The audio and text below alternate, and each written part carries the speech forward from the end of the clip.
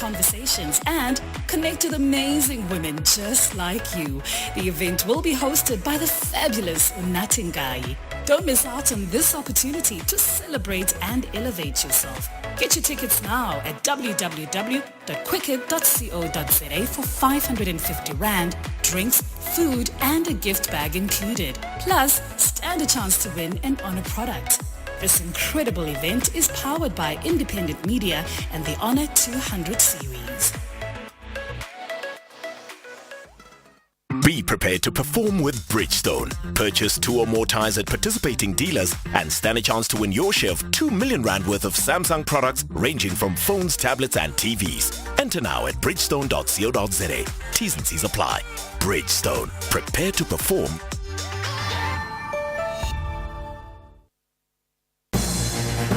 Update at noon with Sakina Kamwendo, midday to 1 p.m. Right, let's listen to a few more of your voice notes. Good day, Mam Sakina. It's Mtundeben here. Mam Sakina, obviously, probably I haven't traveled a lot, so I do not know. Probably maybe one may educate me on this.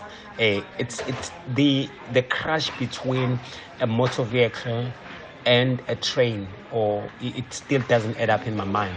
So I'm still keep on asking myself, how possible is that? How come did something like that happen? More especially since I know that you are not allowed, even as a pedestrian, to cross the railway. I don't understand why there is no bridge so that car may able to cross freely, and then train will go freely in its railway. So it doesn't add up. Please balance me on that. It's probably we haven't traveled a lot, seriously. Good afternoon, Sister Sakina and your team.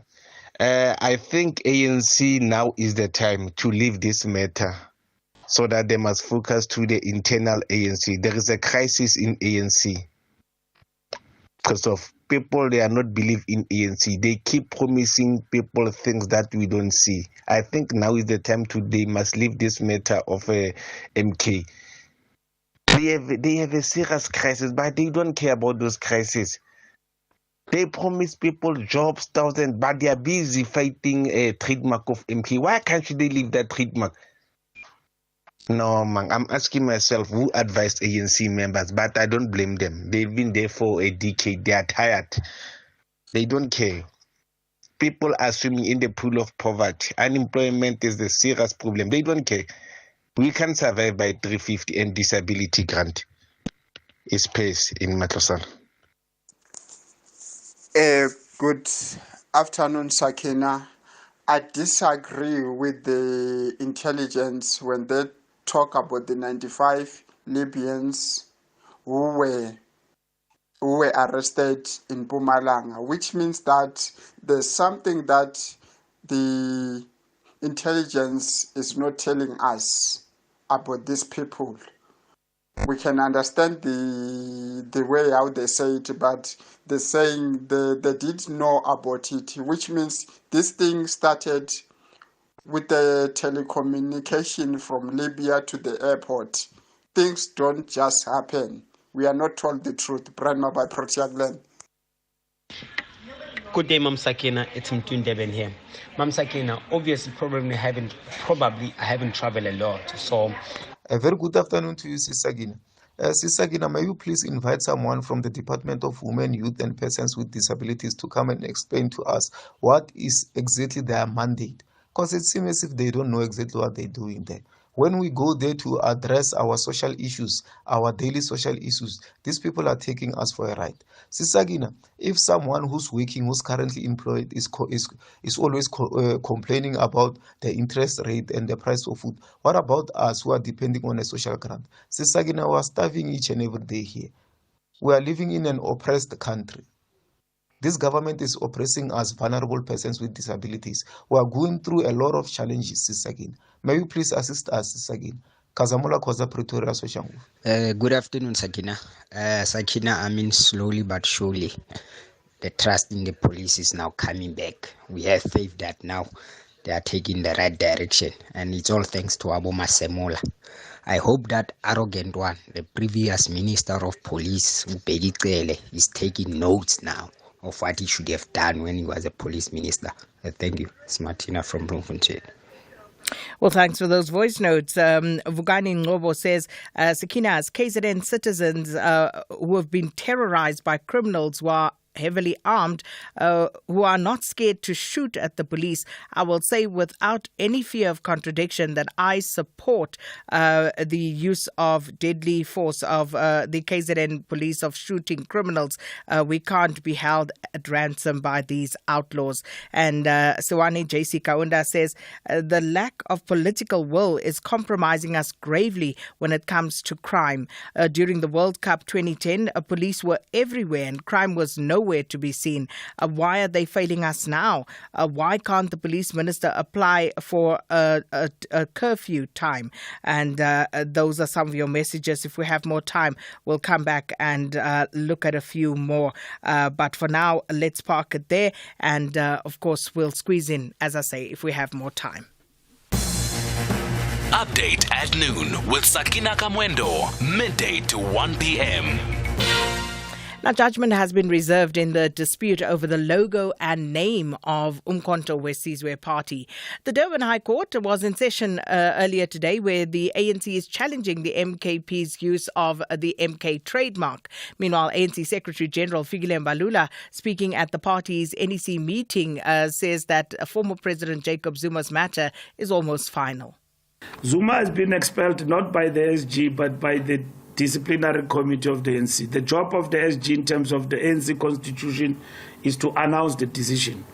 I announced the decision of Magashule, I've announced of Jacob Zuma. If he wants to appeal that, he can do it within 21 days. It's a decision. Not even this NEC will object or reject. They've got no locus standi. The matter is closed. Zuma is expelled. He's not a member of the ANC. As we speak, we have moved from suspension to expulsion, and we have followed every step in terms of guided by our constitution. If you want to challenge that, he can. If you want to appeal it, it's within his right. But he's not our member, and we're not going to repeat ourselves about it. It's done. He can lead what he leads at the present moment, which today, by the way, we are challenging it in court. It's our trademark. We'll challenge it till the end.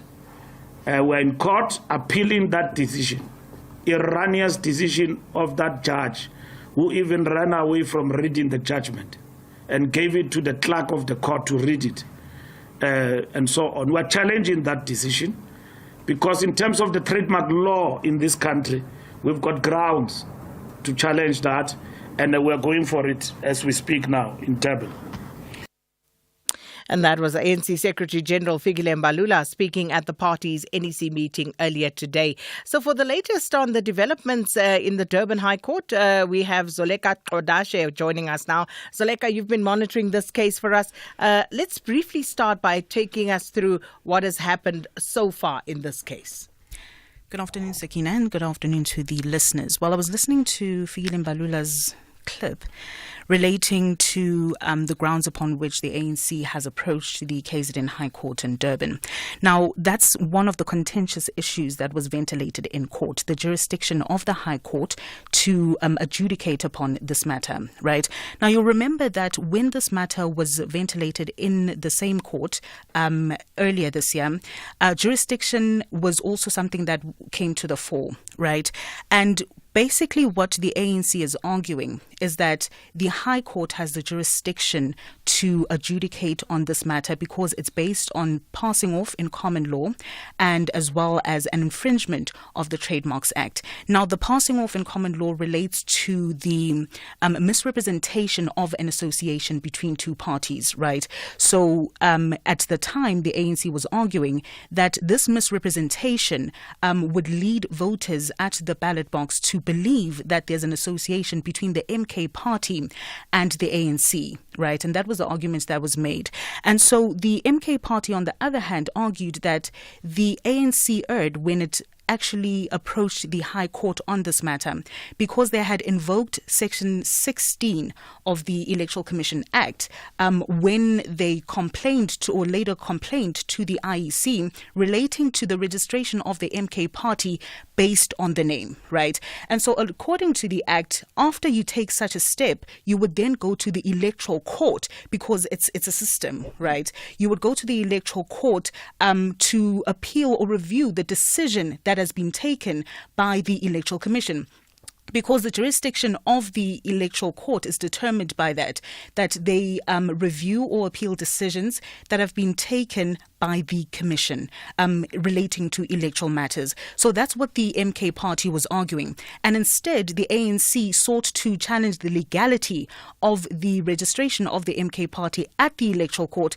And instead, after taking the step and invoking Section 16 of the Electoral Commission Act, then went to the High Court in relation to the trademark. And so the MK party says you cannot take such a stand because then you would want the same case, the same matter to be ventilated on the same merits in a different forum. And in law, you can't do that, right? And so that is the argument that was made by the MK party. And that is something that was ventilated again today, that of course the High Court does have jurisdiction to hear matters in relation to the infringement of the Trademarks Act, as well as passing off in common law. But in this instance, there's a system that has already been kick-started by the invoking Section 16 of the Electoral Commission Act, and therefore the appropriate forum to ventilate the matter would be the Electoral Court and not the other way around. So the jurisdiction of the of the High Court rather is something that was brought to the fore again today in relation to the appropriate forum, whether the High Court is the appropriate forum to hear such a matter. You'll remember that when Judge Chetty delivered judgment earlier this year on this matter, he did mention that there is jurisdiction for a High Court to hear a matter in relation to Trademarks Act or the infringement of the Act. But in this matter, because you've already invoked a certain section of the Electoral Commission Act, you cannot then come back to the High Court to have the same matter ventilated on the same merits. So that speaks in the main to the issue of the question of jurisdiction. What about the actual merits of this case, which of course pertains to the trademark of Umkhonto weSizwe?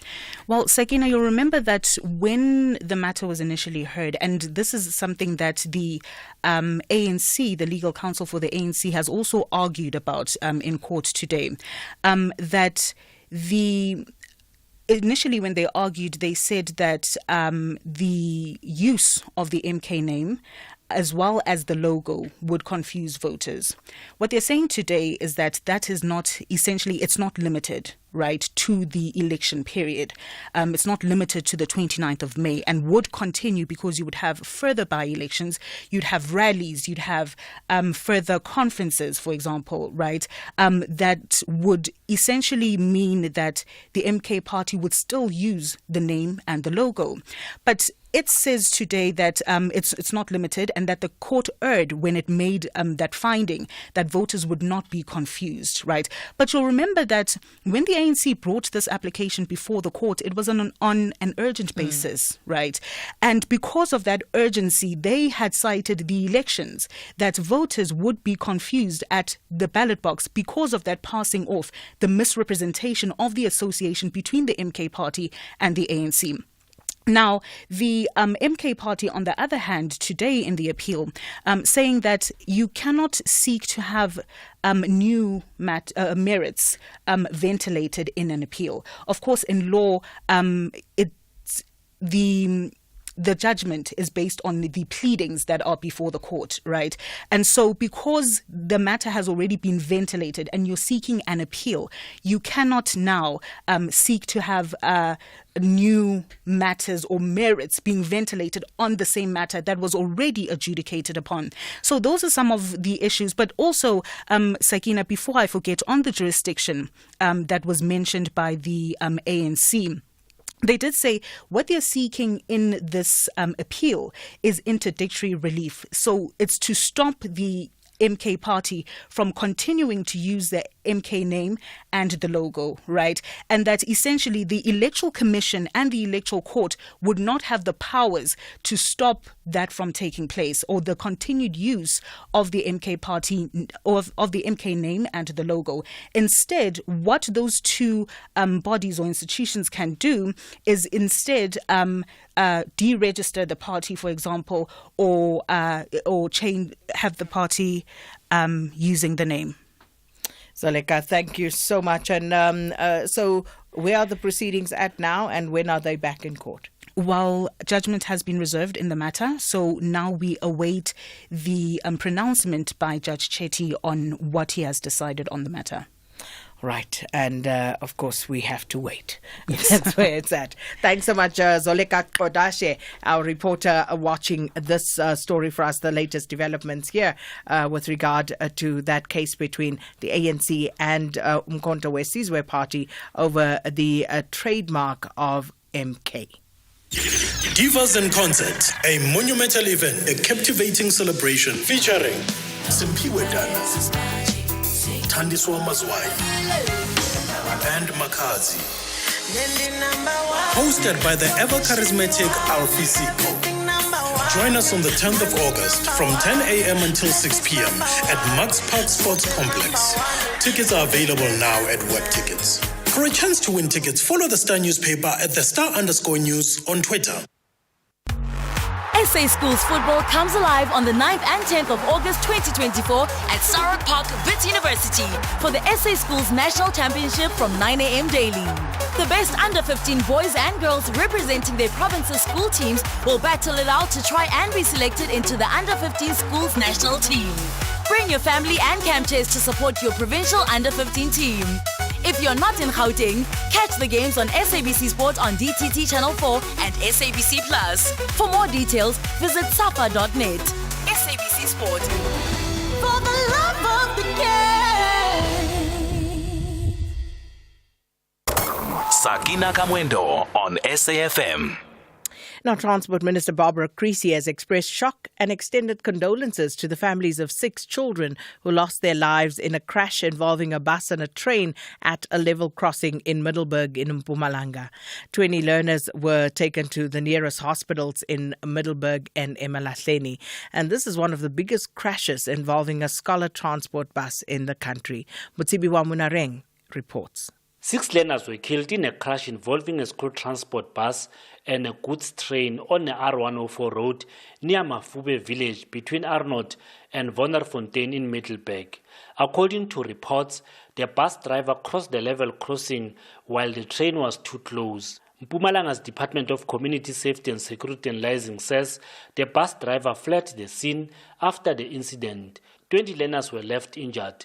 Department spokesperson is Mweti Musi. There was a collision between a scholar transport bus and a train on R104 between Arnott and Wonderfontein. 5 learners have lost their lives, but then the scene of the accident is still active. The number could rise and the number of injuries are still to be ascertained. Emergency personnel and the traffic law enforcement officers are still at the scene to redirect traffic and to also try and provide assistance to those who are injured. But this is a developing story, like we are saying. We suspect that the driver of the scholar transport bus may have gone in when it was not his turn to do so. The death toll in the bus and the goods train, which collided at the level crossing on the R104 between Arnott and Wonderfontein in Middelburg, has since increased from 5 to 6 last night.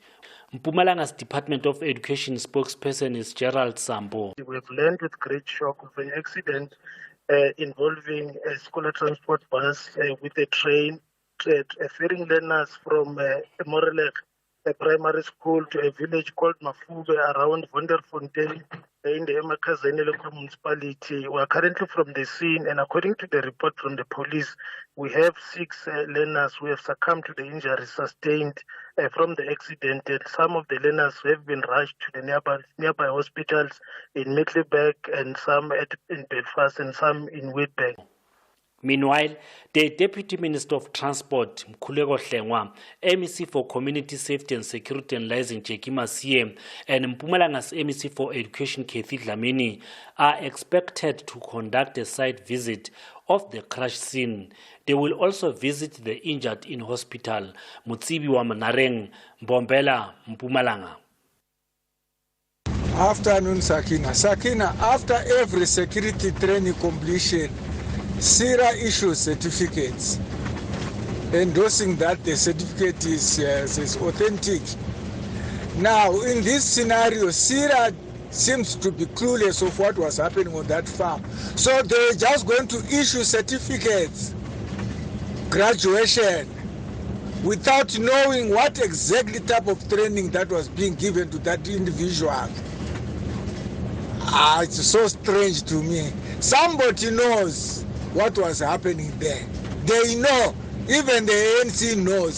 Something's fishy, smelling fish there. Anonymous. Today, Sakina, it's Chris in Kapeta. I'm one of those who are beginning to say we need to be wary in condoning the police being trigger-happy. Extrajudicial killings in South Africa are not allowed. We are a constitutional country. We believe in human rights. We cannot condone. While we understand that we have got a high crime rate in South Africa that we cannot really tolerate, all of us, we cannot allow that police will have a free rein in killing anyone, everyone, especially suspects who are promised by our constitution due process. Thanks. Well, thank you so much. Appreciate you listening in, taking the time to engage us. And of course, the production team, thanks so much for putting it together and making sure it goes out loud and clear. With that, it's goodbye from us for today. Here's Mudupi Makhalimele. I almost gave you another name there, Mudupi, but it's Mudupi Makhalimele with your news at 1.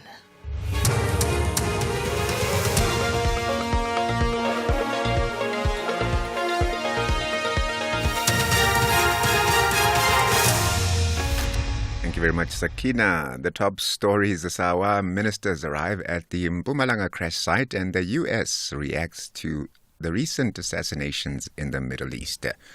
With the news at 1, ke Mudupi wa Makhalimele. Government officials have arrived at the scene where a scholar bus collided with a train in Mpumalanga. The Basic Education Minister, the Deputy Transport Minister, as well as Mpumalanga's MECs for Education and Community Safety, earlier visited the Morelig Combined School in Wonderfontein near Middelburg to engage with the school management. Learning and teaching has been disrupted at the school following the deaths of 6 learners in the crash yesterday. The ANC has vowed to use its almost week-long gathering of the NEC and its Lekgotla to find ways to recover lost ground after a serious electoral decline in the May 29 polls. The party's 3-day NEC meeting, followed by its 3-day NEC Lekgotla, got underway in Boksburg this morning. The meeting is also attended by party veterans, including former President Thabo Mbeki. Speaking to the media before the start of the gathering, ANC spokesperson Zukoko Limbe says they want to use their meeting to find ways to resuscitate the party after it lost its majority for the first time since 1994. This NEC is going to be the first official meeting of the National Executive Committee where the ANC considers the election's outcomes and takes a deep dive into the analysis of data from VD level to wards and local municipalities. Then we will come up with a concrete action plan for structures of the organization after assessing the state of the organization, of course. We are quite confident that out of this meeting we will have a very clear sense of what to do in order to regain lost ground. A new witness has taken the stand in the trial of 8 former members attached to Deputy President Paul Mashatile's VIP protection unit in the Randburg Magistrates Court. Witness number 2 cannot be named as per the court's order. He was also allegedly assaulted by the 8 officers on the N1 highway in Joburg in July last year. Puseletso Mukwena reports. The video of the incident that went viral on social media was played during the hearing today. The witness confirmed that it was the same video that sparked his attention a day after the incident. He confirmed that he could see himself in the video wearing a green jacket together with his fellow occupants on that day. He further told the court that he sustained several injuries. The case continues. Puseletso Mokoena, SABC News, Randburg Magistrate Court. Women, Youth and Persons with Disabilities Minister Sindisiwe Chikunga has cautioned professional women to desist from being lured by men into resigning and cashing out their life savings. She says they've observed a trend where men convince their partners to cash out their pensions to pursue business and then run off with the money. Chikunga made the remarks during the launch of the Women's Month campaign at a media briefing in Pretoria. We have noticed a new trend that has emerged of employed women who are being targeted by men who, in the name of love, convince them to resign or take early retirement. This is done with the notion of starting businesses, after which the same lifelong savings are extorted and men perpetrators disappear with all the earnings. We alert South African women not to be victims of such extortion and fraud, not in the name of love. And U.S. Secretary of State Antony Blinken has again called for all parties in the Middle East to stop what he called escalatory actions after the killings of senior Hamas official Ismail Haniyeh in Iran and a top Hezbollah commander in Beirut. Speaking on a visit to Mongolia, Blinken said it is crucial to break the cycle of conflict and violence. It all starts with a ceasefire. And to get there, it also first requires all parties to stop taking any escalatory actions. It also requires them to find reasons to come to an agreement, not to look for reasons to delay or say no to the agreement. And it's urgent that all parties make the right choices in the days ahead. Recapping the top story this hour, government officials have arrived at the scene where a scholar transport bus collided with a train in Mpumalanga. The Full Circle is up next. For SAFM News, Are we ready for a real conversation? SAFM, leading the conversations that move us. At Specsavers, we're committed to offering affordable and professional eye care. That's why we're offering 1,500 Rand worth of savings with our winter promotion. Get a free frame up to the value of 1,500 Rand or use the 1,500 Rand on one of our leading lens enhancements. To qualify, simply purchase a comprehensive eye examination and prescription frame and lenses. Book online or call your nearest store today. Specsavers, for affordable eye care and a whole lot more. T's and C's apply. It's either you have it or you don't. The Watermaster demonstrated what it takes to eventually lay your hands on gold. Cameron Vanderberg won the 100-meter breaststroke gold medal at the 2012 Summer Olympics in a new world record time of 58.46 seconds. Still got a good lead, Vandenberg. Katajima won't get there. Does he get the world record, Vandenberg? He's done the lot in one big swim. What a performance. Celebrate. Well done, Cameron Vanderberg.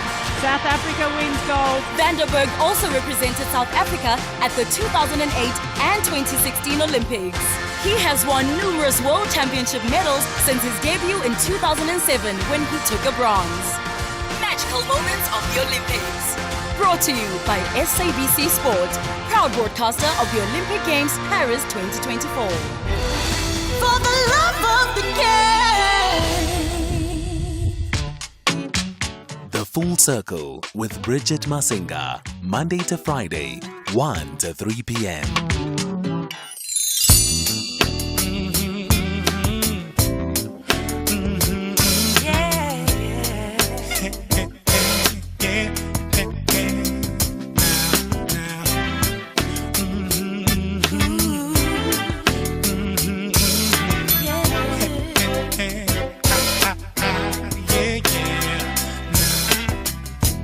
Tired of broken street glass, not getting no rest unless the baby's sleep. But even then seems like we're trying to creep. Tired of paying taxes, sending emails and faxes. Tired of crooked cops, tired of black folk complaining that crime don't stop. I wanna go to a place where lovers go, do things that lovers do. No stress, a sweet caress from me to you. I wanna do the things we used to do, say the things we used to say, just like every day, all day. Far away from here, far away from here. Just jump in a taxi cab, pack a bag and get away fast.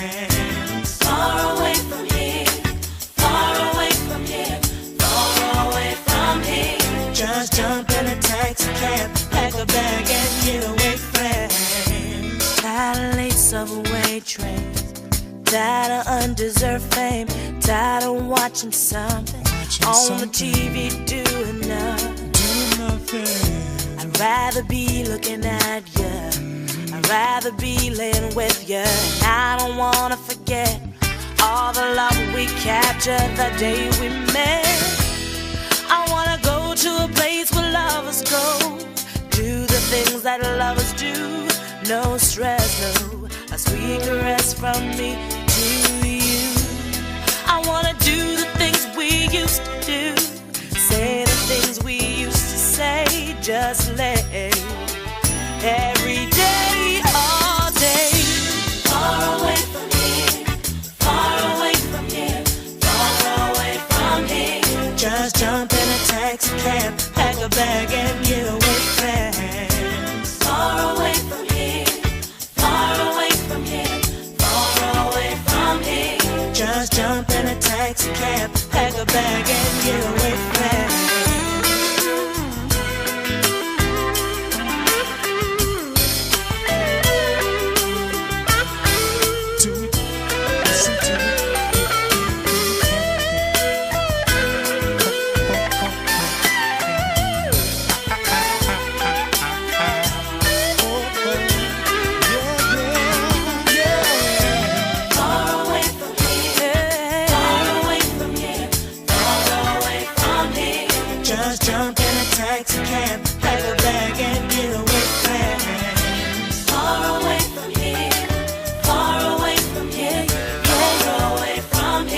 Just jump in the taxi cab, pack a bag and get away fast. Far away from here, far away from here, far away from here.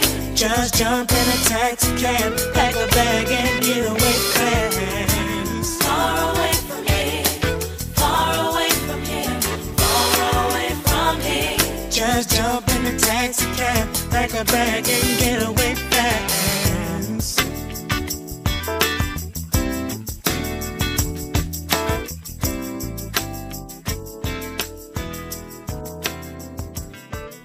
You can never not be in a good mood and get into a good vibe after listening to Kindred the Family Soul, more commonly known as Kindred. And of course, this song is Far Away, co-written and performed, of course, by the duo themselves, their husband and wife duo. And this one was the debut single from their debut album, Surrender to Love, which came out around 2003, 2002. They've been busy. They've had some traction by way of releasing music from 2000 and 2003 all the way up until now. Their last project was actually in 2021 with the album Auntie and Uncle, quite befittingly titled there. Wonderful, wonderful, wonderful duo who really just do just warm and relatable R&B soul music. That is how we kick off the show this afternoon. It's a bit, it's giving winter. It's giving sort of a winter ambiance outside in Johannesburg today after it served summer for the last 2 weeks or so. And so we thought, let's open the show with a song that makes us just feel all warm and cozy inside. Something familiar, something that takes us back to happier times, right? We've got casual conversations coming up today. We're going to be talking around celebrating women and just looking at how She has evolved over the years. It is, of course, August. We've kicked off August, meaning that it is Women's Month. And over the coming days and weeks, we're going to be indulging this theme quite a bit, no doubt. Also coming up today, we are chatting as for stages, pages, screens and more with an award-winning actor, writer and director who's going to be joining us. On the other side of two, as we delve into legal matters, we're trying to understand child pornography laws in South Africa, and we're going to be joined by Ian Ellis for that. And you know Ian, he comes on the show from time to time. He's a criminal lawyer. And we've got more conversations coming up after two. We'll tell you about those closer to the time, including a family talker, and we're going to keep it light. We just want to get to know each other a little bit better, but I'll tell you what that is in just a few moments. 086 000 2032 is the number that you can call us on, and 061 410 4107 is our WhatsApp line. Your geyser would have hot water, but some people overloaded the transformer with their illegal connections. You're late again, and the robots don't work. Some people vandalized it for copper. The whole community doesn't have electricity because some people have been bridging meters for a small fee, and now the transformer has exploded due to overloading. Don't allow illegal connections by criminals to inconvenience you and your community. Report criminals to ESCOM on 0800 11 2722 or the SAPS. Save your transformer. Save lives. SA Schools football comes alive on the 9th and 10th of August 2024 at Sarah Park, Wits University for the SA Schools National Championship from 9 a.m. daily. The best under 15 boys and girls representing their province's school teams will battle it out to try and be selected into the under 15 schools national team. Bring your family and camp chairs to support your provincial under 15 team. If you're not in Gauteng, catch the games on SABC Sport on DTT Channel 4 and SABC Plus. For more details, visit safa.net. SABC Sport. For the love of the game. You're listening to Bridget Masinga on SAFM. We're celebrating Women's Month as we kick off for August. As we know, August is Women's Month. And of course, Women's Day is coming up quite soon. But we thought we'd have this conversation just reflecting back on celebrating she and all the incredible advancements that women have made. And we know that we've been at the forefront of championing all kinds of change and innovation, as well as matters around inclusion and just issues of being seen as well in all of our capacity as women. And we thought we would invite Luthando Madlopa to join us. And Luthando is the founder of Madlopa Brand Reputation Management. And she's on the line now, also featured on Feature Magazine's Top 50 Women of 2023 and featured in Leadership Magazine for April 2024. How are you doing, Luthando? I'm very well, thanks, Bridget. Thank you for having me today. I'm great. Thank you. Thank you for the time. We appreciate it. Let's, firstly, maybe let's start off by assessing the state of women in South Africa. We're celebrating 30 years of democratic South Africa. And there's been a lot to celebrate, but also a lot for us to report back on and say, well, this can still be improved upon. But what is the state of women 30 years into South Africa's democracy? Thanks for the question, Bridget. I think you are quite correct in saying, there have been improvements, there have been strides that have been made. We have made many firsts. We have many firsts in our country. Women who've done lots of things and great things, and women who've championed great initiatives and causes. However, if we're going to be realistic and we're going to be fair and honest, we have to take the good with the bad. And the reality is that GBV is still so rife. When we talk about representation in terms of gender parity, equity and equality, that is still an issue. Even though we have seen an increase in women in leadership positions, even though we have seen an increase with women on boards, but we still have these critical issues in our society that unfortunately, if we actually don't get to the bottom of them and resolve them, our society is not going to go anywhere. And if we are, we're going there very, very slowly, and not like African proverb that says, when it's better to go to a place slower than, quickly. If we don't get to the bottom of the issues that are facing us that involve GBV, abuse, the unequal pay, I think our society in the next couple of years really won't be where we thought it would have been 30 years ago when we received democracy. And I mean, I guess to your sentiment, there's been the moments of greatness, the moments of great accomplishment, but underpinning that are the continuous struggles and challenges that, particularly within the context of South Africa, that South African women face, and I guess specifically that Black women face. What kind of conversations should we be gearing up to have now? With 30 years in the rearview mirror and 30 more to come, what kind of conversations should we be structuring as society in order to see that the things where we lag behind and the things where we've regressed and the issues that we still face, really do tangibly get addressed in the coming 30? I think that the kinds of conversations that we should be actually having, the dialogues we should be having as a nation, as a country, are conversations around the safety of women, are conversations around the wellness of women, are conversations around the equal pay, because we are the ones that are taking care of the households. We are the ones that are taking care of the kids.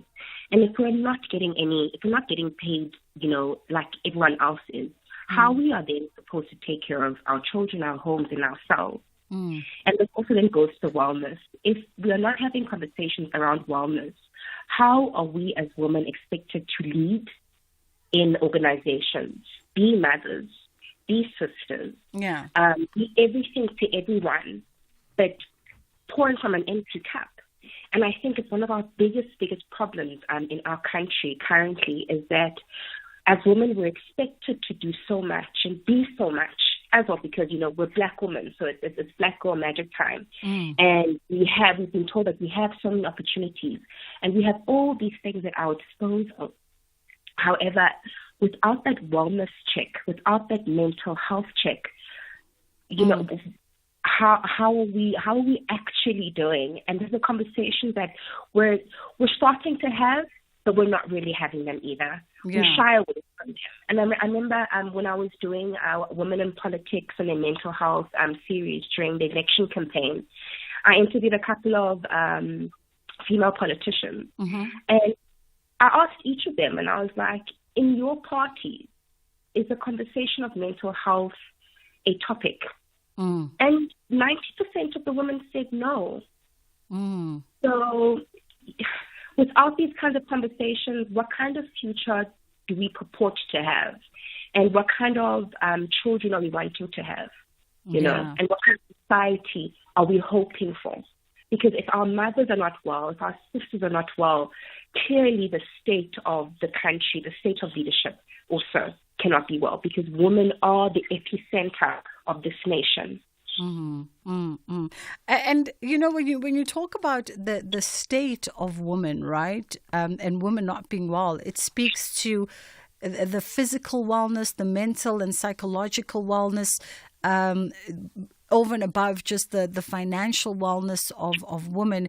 And these are things that maybe we don't also talk about enough, the repercussion or the consequence of everything that South African women are burdened with in society, and the expectation that they just move on being imbogoto and being okay.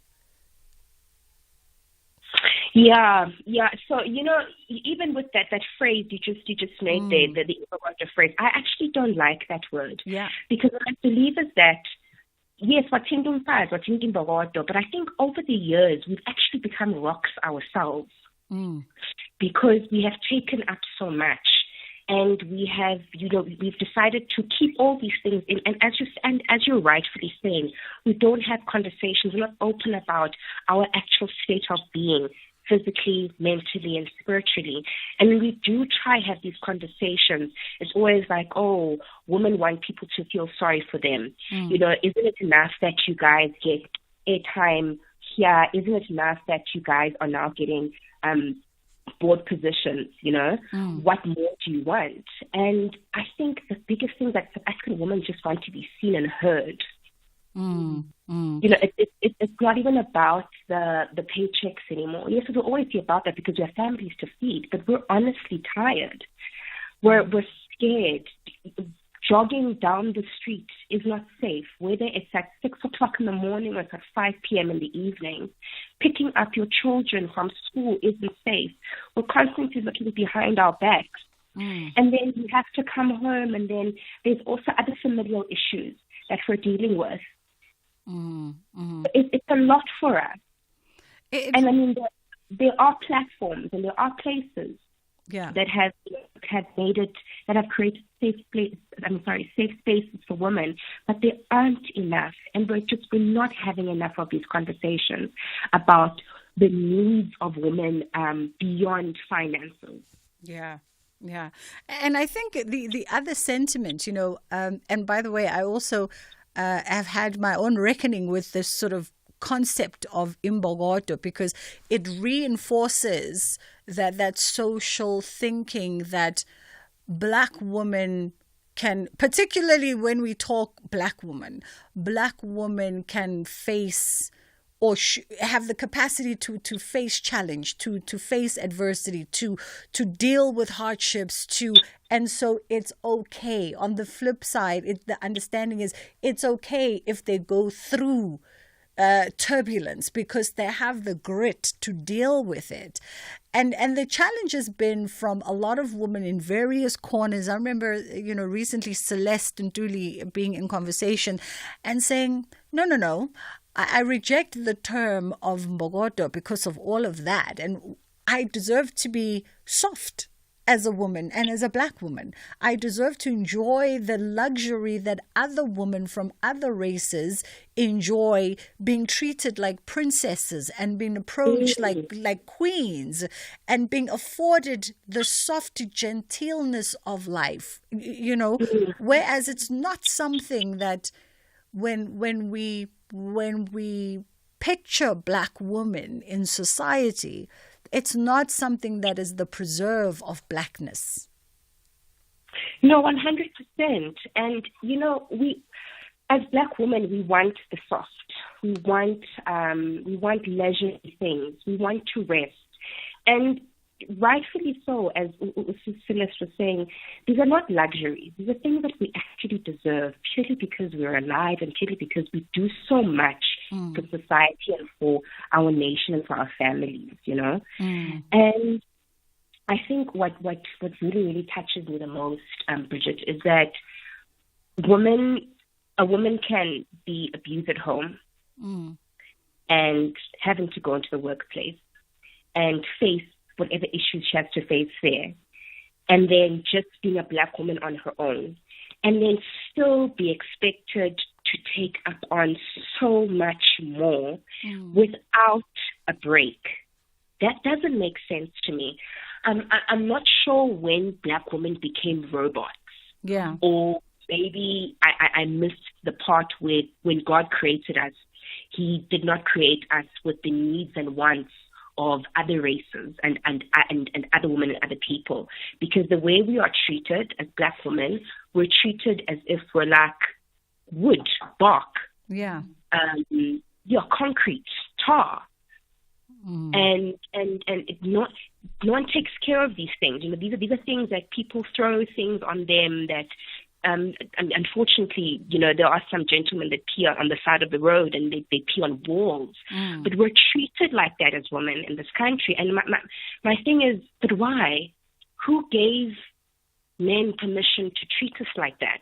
Who gave anyone permission? And people tend to say that, you know, we are treated the way we allow people to treat us.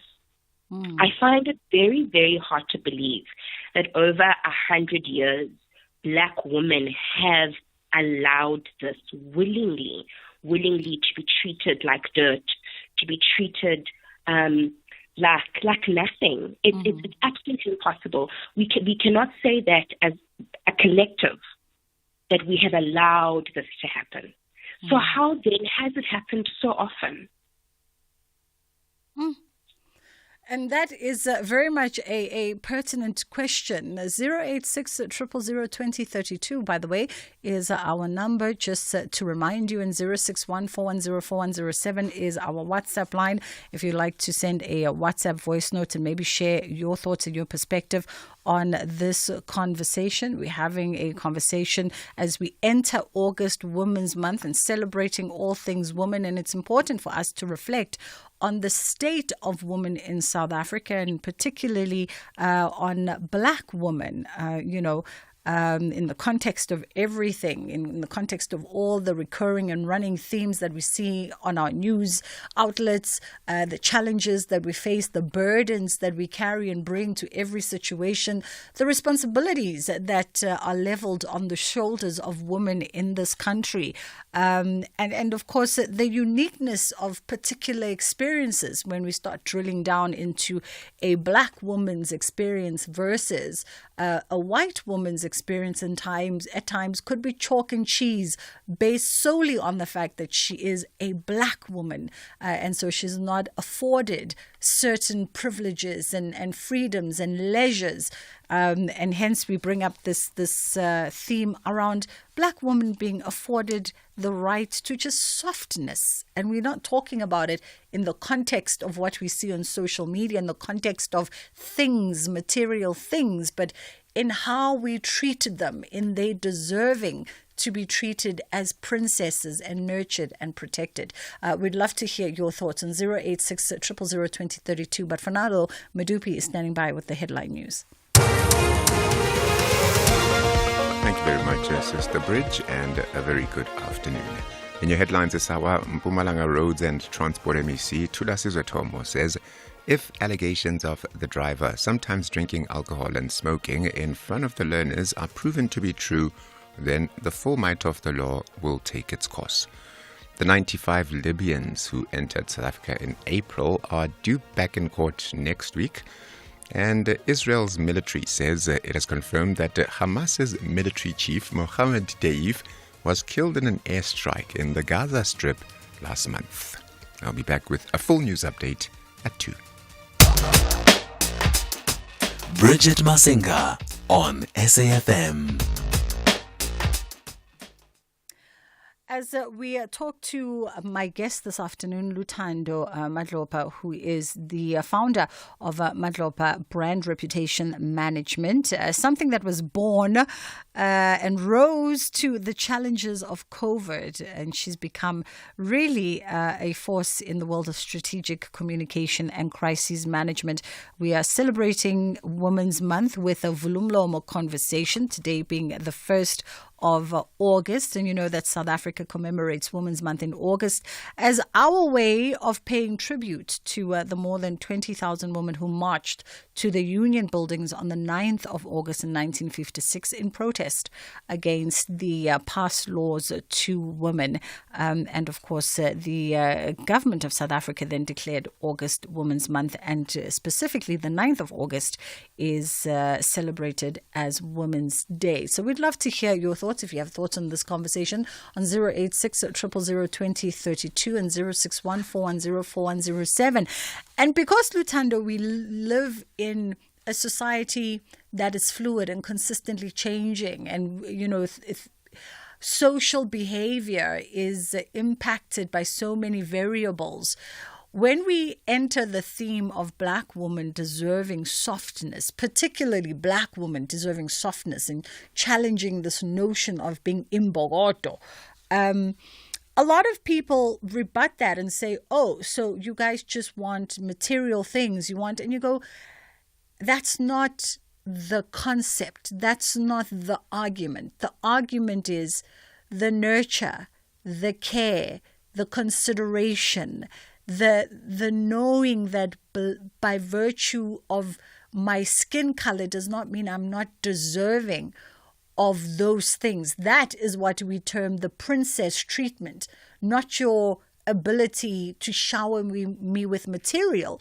but the ability to recognize me. And even those strengths you talk about, when we make reference to Mbogoto, you recognizing that I don't have to be strong all the time.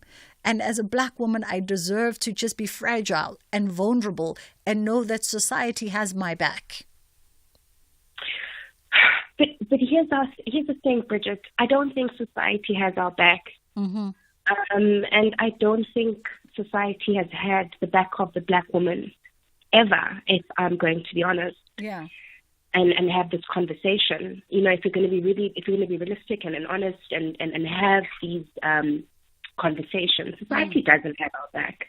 We are at the beck and call of society. That's what has happened. And because society has grown accustomed to this behavior, they then are shocked and surprised when we as black women say, but we want time off, we want rest. Because for me, that's where the luxury is. The luxury is the time off.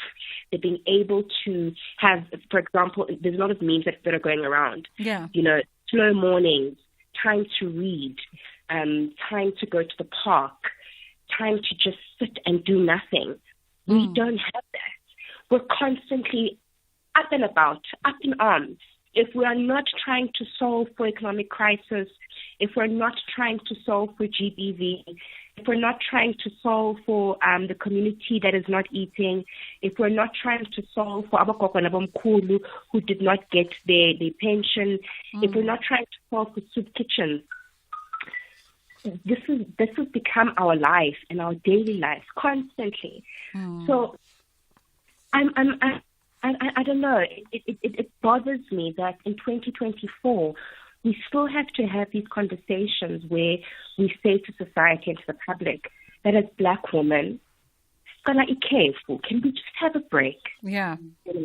Can we just have time off? Can a black woman walk down the road and not be catcalled? And then when she rejects a catcall, not be run after? Yeah. Can a black woman just have her own peace, just be able to sit by herself as Tabanye and be one with her thoughts? And can black women also raise their opinions, not constantly as feminists? Just because we're fighting for the basic rights Absolutely. that we deserve. Absolutely. And when you talk about sort of can black women just have a break, it actually reminds one of the poignant trade union song Bread and Roses that was sang back in 1956 by those women marching to the union buildings, that spoke to what you were saying. The song spoke to, whilst one evokes the basic human rights, the rights to having enough food and having enough to eat, and the right to knowledge and the right to protection, but also can women just have the right to leisure? Can women just enjoy the basic right of leisure and to determine what that looks and feels like for themselves? The right to rest. Can they just rest? Let's go to our calls and WhatsApp 086 000 2032 and 061 4104107. Is it Ngonde? Ngonde in Gqeberha now. How are you? But Ngonde in Gqeberha, you lovely, good? Lovely. I can't complain. I'm normally in Cape Town, but I just came in for a funeral. Of Look my at sister. you. What is your thoughts?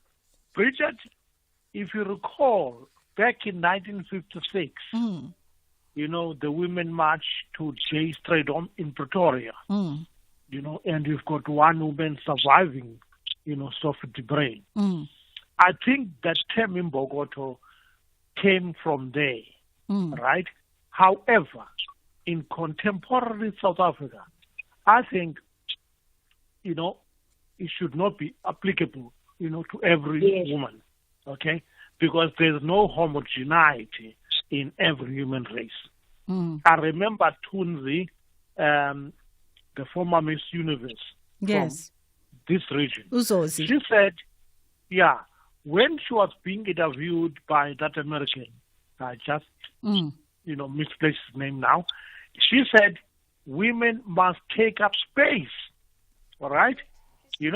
Because as a woman, because you're a human being first and foremost, you can take a space, and be what you are, right? Be what God created you to be, right? Because some women are strong. I can vouch that because I had bosses that were women in my working life.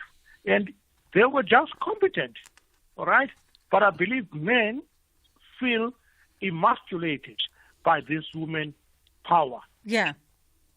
But Nonde, thank you so much for that perspective.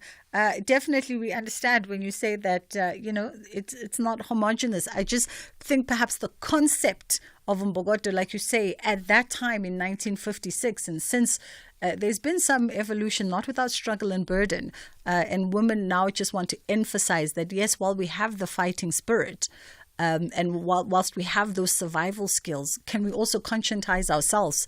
We also have that other need. Let's go to WhatsApp. 0614104107 is our WhatsApp line. Wow, Bridget, I've been listening to your program and I'm so hurt. I'm so hurt that you and your guest have got this total misconception that white women do not have stress, work stress, that white women don't get abused, that white women they've got it easy, and that they don't have to go and pick up children and have the stresses that black women do in South Africa. A total misconception, and I'm so hurt by your racist comments, thinking that white women get treated like princesses all the time, and it's only a black woman thing. Get your story correct, my lady, and I'm so disappointed in you. Is that it? Okay, that was the voice note. Lutando, before I respond, your thoughts? Sorry. So for me, these conversations are they're a bit odd. And as this woman was speaking, I wanted to say I want to rebut her. Mm-hmm. And I'm not even going to use the word rebuttal because it's a bit on the attacking side. However, I'm going to say this. Bridget, you are a black woman. Lutando, me, I'm a black woman. And we can only speak from the perspective of black women because our experience as black women in this country is that of the black experience, no other experience. Number two, when I think of the vendors, the women that sell vegetables, amagwinya and amasweety, to send their children to university, in my 35 years of living, I have never, not once, seen a white woman anywhere selling amagwinya. I have never seen a white woman who is sitting April selling veggies just so that her children can go to university. So when we speak of the black experience as women in this country, we speak of such things. Black women sit on the side of the road from 4 a.m. till 6 p.m. selling fruits and vegetables so their children can go to university. Now, black women are the ones who wake up and not from now, from back in the day. My grandmother, my great-grandmother, they would wake up at wee odd hours of the morning to get from Elokshini to the city just so they can work. Not white women. I've never heard of a white woman that woke up at 4 o'clock in the morning to go catch 3 buses to get to the city. This was a reality in 1956, and it is still a reality in 2024. There are black women in Orange Farm that have to wake up at 3 a.m. so they can get to work in Pretoria at 7:30. And if there are women who go through those struggles, can they please come out? Can we have this discussion? Because, she's right. It's not that white women are not without issues. Yeah. But we cannot compare the two. It's oranges and apples. Yeah. And I think for me, as we wrap up the conversation, and Dorothy, we thank you for sharing your perspective, and we always encourage opposing views and, of course, being enlightened to other people's experiences. And, like Ulutando says, we speak primarily and specifically from a Black lived experience, which does not negate a white woman or an Indian woman or a colored woman or however you identify as lived experience. And it does not negate also the realization that you obviously have your own personal and social struggles. You obviously have your own burdens and your own challenges.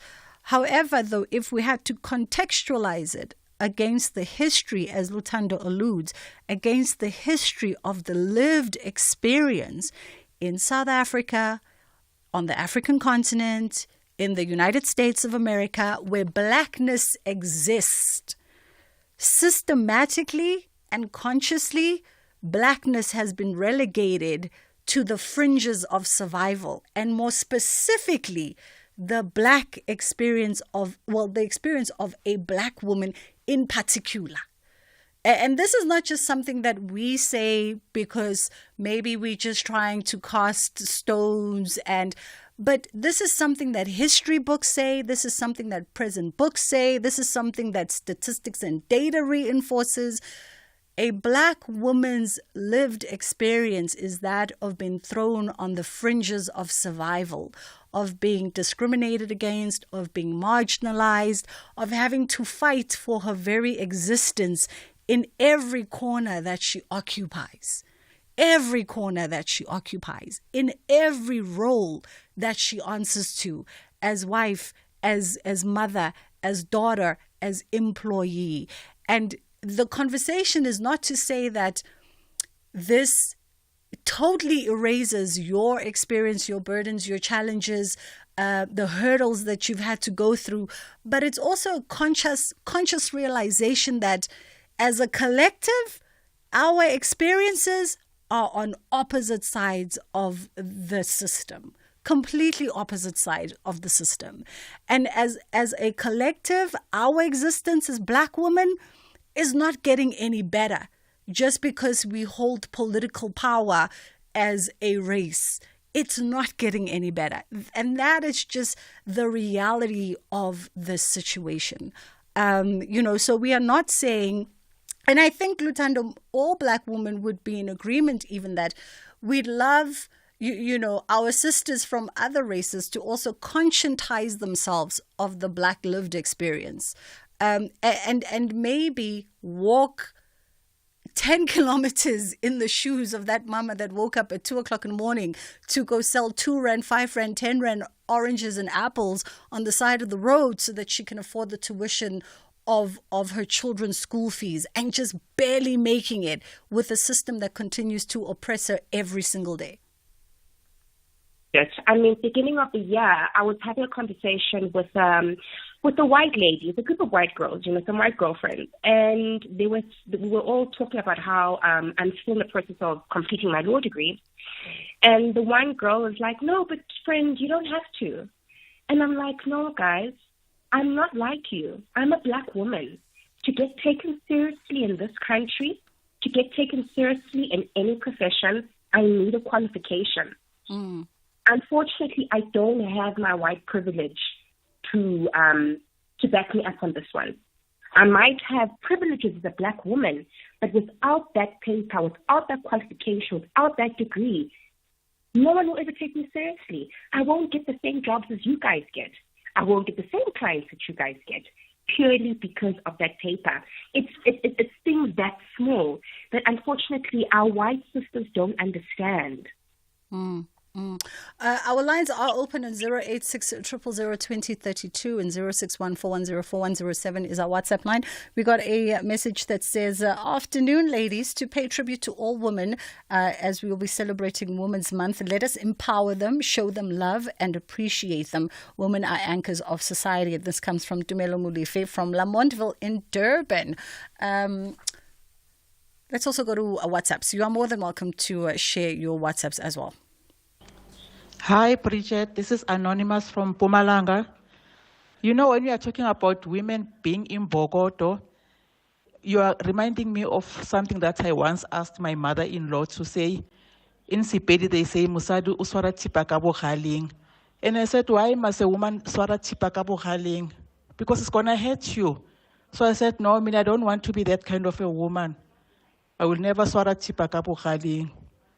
Yeah, I think we must change some of these things. Thank you. Bye. It's the bye at the end. I'm going to need a translation of Mutsipa Khaleng. What does the phrase mean? Twara tipa ka bogale. What does it mean? Or you're holding the knife on the sharp edge of, I see. My producers are whispering in my ear. And I think that's what we're talking about, where we talk about understanding that maybe from the womb to the tomb, there's an expectation that black women must always be holding the knife by the sharp end. Lutando? Hi, Bridget. Yes. And I think this goes back to, why must we as black women always be putting ourselves in the line of danger? Mm. Why are we turning ourselves into rocks? Why are we holding sharp knives? What is the end goal? Because I don't think society appreciates this, because we are the rocks, we are the glue that puts everything together, we are holding the sharp knife, but that same sharp knife is being used to kill me. Mm. That sharp knife is being used to stab the gogo in the village for her pension. Yeah.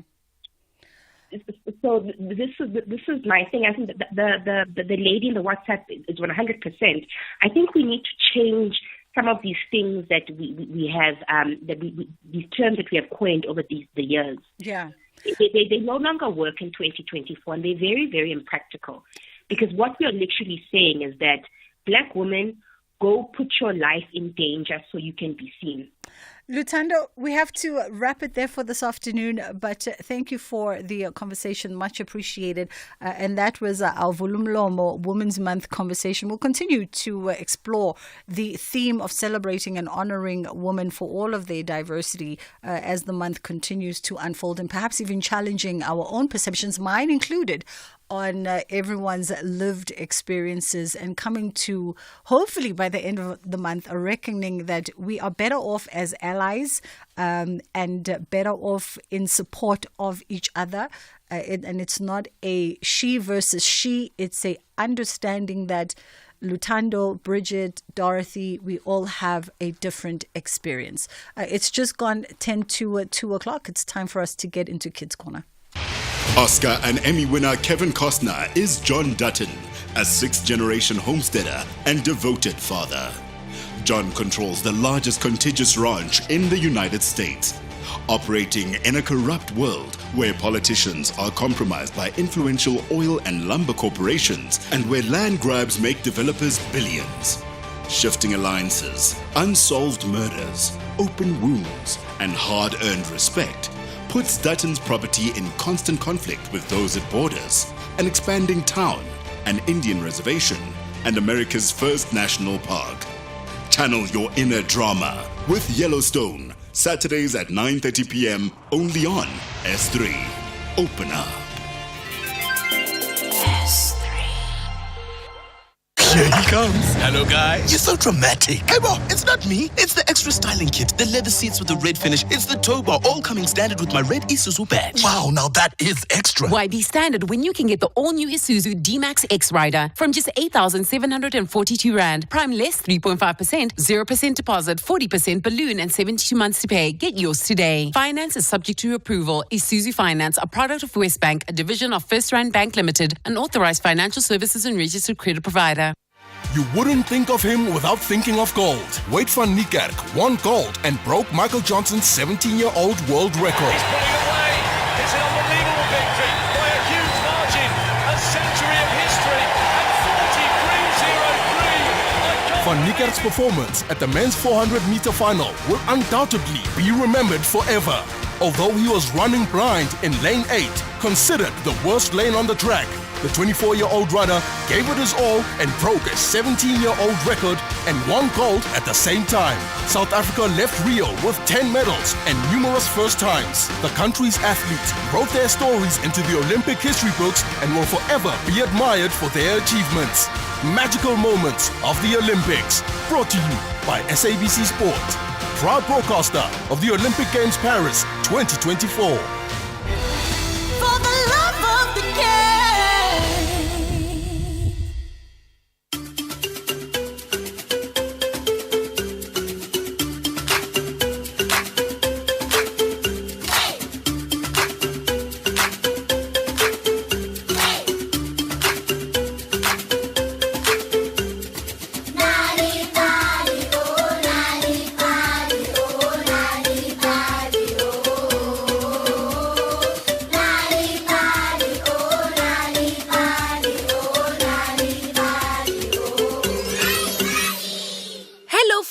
and welcome to another exciting episode of Nali Bali. Playtime is like a magical workshop where we get to explore, create, and try new things. Whether it's playing with toys, drawing, or running around with friends, it's a bit like opening a treasure chest full of possibilities. This kind of free play allows us to discover our interests and learn more about ourselves. Playtime isn't just about running around. It's also a crucial time for our mental well-being. Drawing, reading, or solving puzzles is like giving our brains a workout. It helps us think creatively, solve problems, and develop critical thinking skills. It's a bit like having a mental playground where our ideas and thoughts can roam freely. Let's listen to today's story called The Great Escape, written by Jenny Robson. But before we listen to today's story, let's all get up and... dance!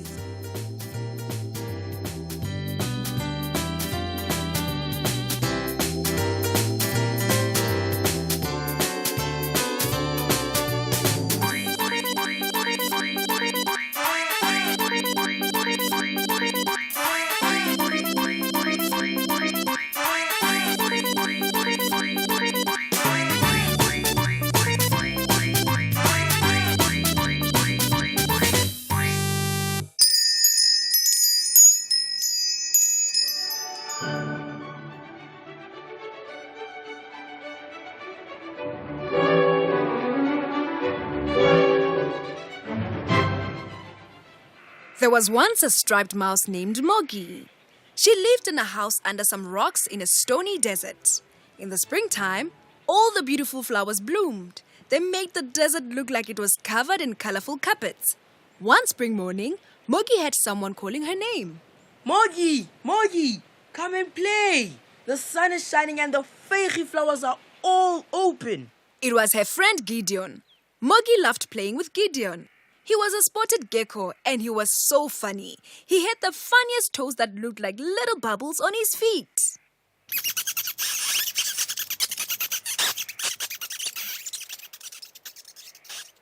Moggy put her head out to sniff the air to check whether it was safe to leave her house. Then she scurried across the path to Gideon in the fairy bed. The sun was out, so the flowers were open. There was a wonderful mixture of pink, yellow, purple, and orange flowers. As soon as Moggy got to Gideon, he shouted, "Race you to the red aloe plant. Moggy, on your marks, get set, go!" And off Gideon ran on his bubble toes. Moggy ran behind him, enjoying the warm sunshine on her fur.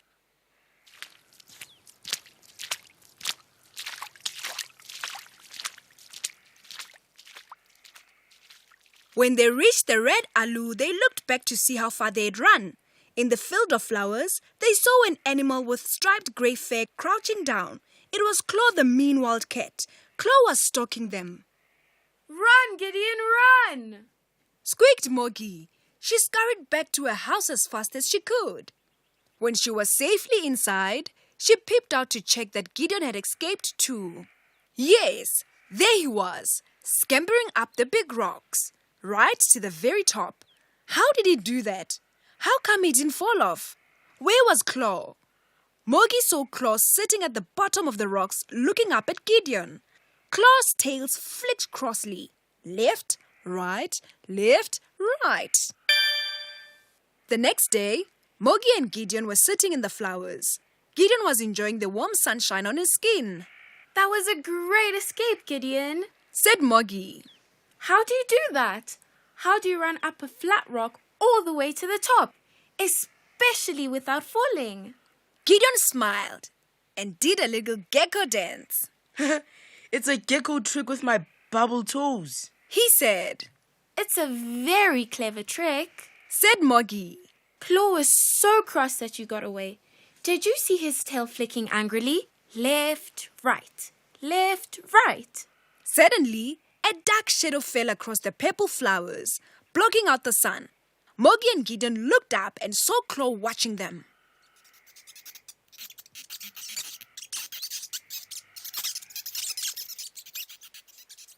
"Run!" squeaked Moggy and ran to her house. Her heart was beating so fast, it felt as if it would jump out of her chest. Was Gideon safe too? Had he escaped? Moggy peeped out to check. but she didn't see Gideon scampering up the rock. She turned the other way and shouted. Oh no! Mogi saw a terrible thing. Chloe had caught Gideon by his tail. Mogi was so upset she couldn't watch any longer. She went into her house and cried herself to sleep.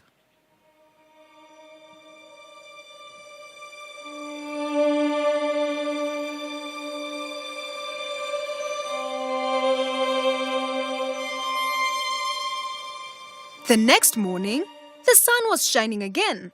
The spring flowers opened with petals, yellow, orange, pink, and purple.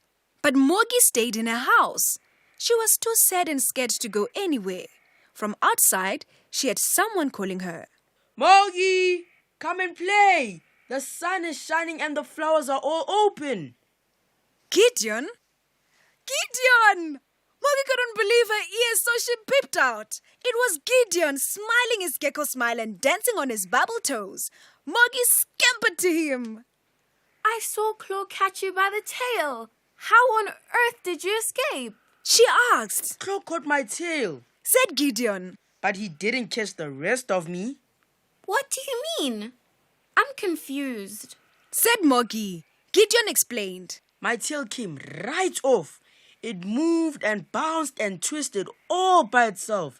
Gecko tails can do that. Claw was very confused. He kept trying to catch my tail. Meanwhile, I was safe, hiding behind the red aloe. How is that for a clever gecko trick? Said Gideon. Ouch! Didn't it hurt? Asked Mogi. Not even a little bit. The best thing of all is my tail will grow back again. Gecko tails can do that. How is that for the greatest escape ever? Mogi was amazed. I bet I can beat you in a race even though without my tail. Race you to the red aloe. Before they started the race, Mogi and Gideon checked that there was no sign of Claw. Then Gideon shouted, On your marks, get set, go! And off they ran. They didn't know that they were safe that day. Claw was not hunting. He was still confused. He was trying to understand how the gecko had escaped. All the time, Claw's tail was flicking crossly, left, right, and right.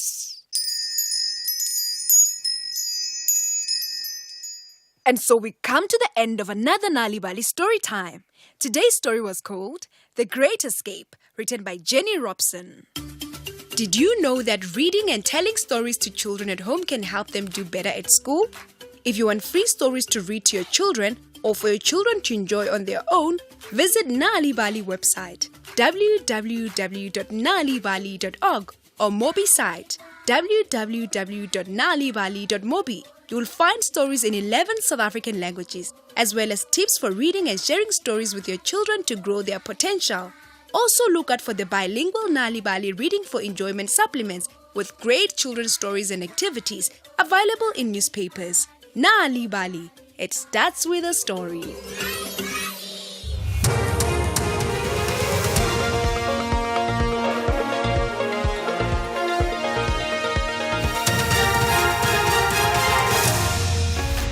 The top stories at 2 o'clock. Mbalula speaks on conflicting remarks in the GNU, and Israel confirms the death of another Hamas chief. A very good afternoon. ANC SG Fikile Mbalula says DA Federal Chair Helen Zille is free to leave the Government of National Unity if she wants. He was speaking to the media at the start of the 6-day NEC meeting and NEC Lekgotla in Boksburg, east of Joburg. This follows some conflicting remarks by ministers and deputy ministers from different political parties in the GNU. Mbalula says they are not going to beg anyone in the union. He says if Zille wants to leave the GNU, she's free to do so. We are not negotiating with people with a cap in their hand. That's Siyancenga. No Zille Simncenga. If she wants to leave the GNU, she can leave. But we invited everybody to work together, and they have agreed, and we are working together. So let's not go up and down and fool South Africans about things that are non-existent. The fact of the matter is that nobody got outright majority. The people said, go sit down and form government. We have done that. So why should we argue about that? Let's work for the people. But it doesn't mean that you suppress your political identity and what you actually represent. Mpumalanga Roads and Transport MEC Thulasuzwe Thomo says if allegations of the scholar bus driver involved in yesterday's crash, sometimes drinking alcohol and smoking in front of the learners, are proven to be true, then the full might of the law will take its course. 6 learners died in the crash. The driver of the scholar bus has since been arrested. The vehicle collided with a train on the R104 between Arno and Wonderfontein. MEC Thomo spoke to our news desk from the crash site.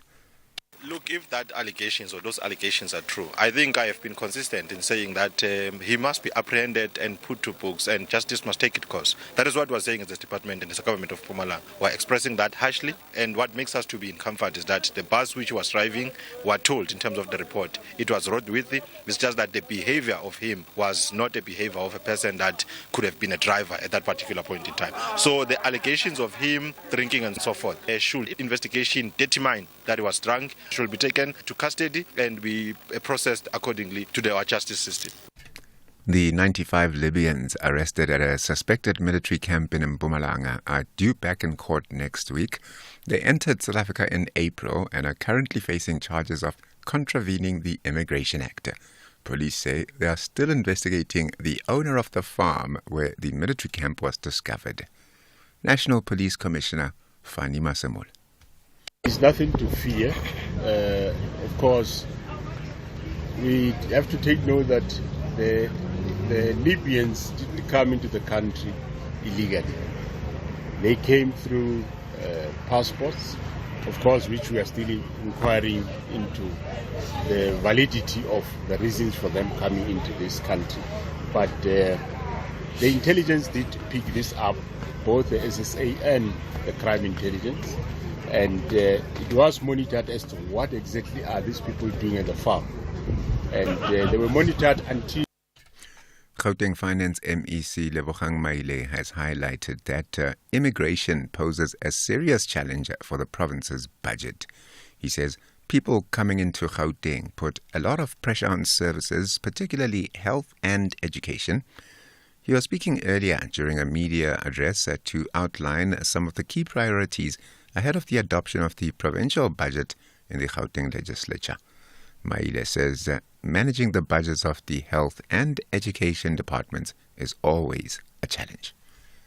So in migration, it's a challenge for Gauteng, as you know. And that's why every year when we do the adjustment, the 2 departments that are always in the adjustment budget, it's health and education.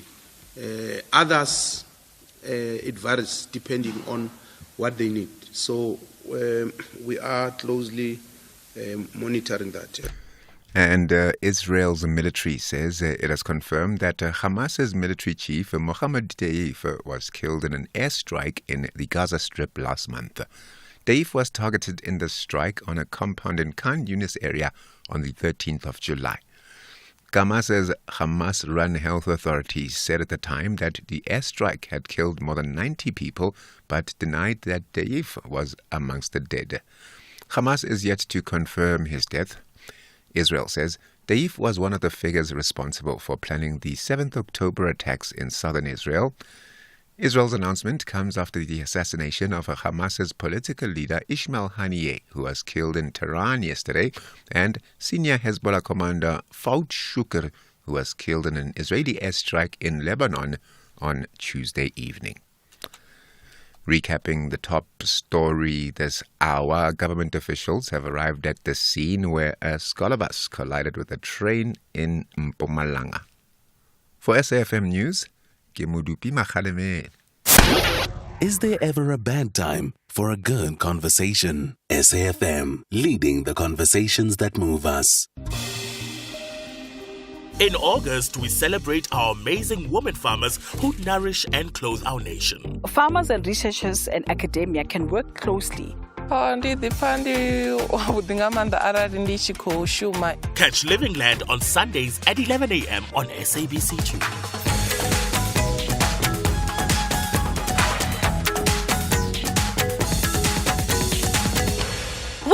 global battle of great athletes from South Africa and from all over the world in the Olympic Games Paris 2024. From the heart-pounding races on the track to the graceful routines on the gymnastics floor, each event promises to deliver moments of sheer brilliance and sporting excellence. Live the intense rivalries, inspiring comebacks and record-breaking performances right here across all SABC TV channels, SABC radio stations, on the move with SABC Plus or online on sabcsport.com. Hashtag the global battle of great athletes. The Olympic Games Paris 2024. Brought to you by SABC Sport. For the love of the game. Catch the Tastemaster Junior this Tuesday evening at 7 on SABC2. It's the first elimination challenge, and to stay in the competition, the bottom 6 contestants must channel their inner Italian by baking a delicious handmade pizza using leftovers from the fridge. Who will survive to bake another day? Find out on the Tastemaster Junior. Tuesdays at 7, repeat Wednesdays at 1, and Sundays at 4 p.m. Only on SABC2.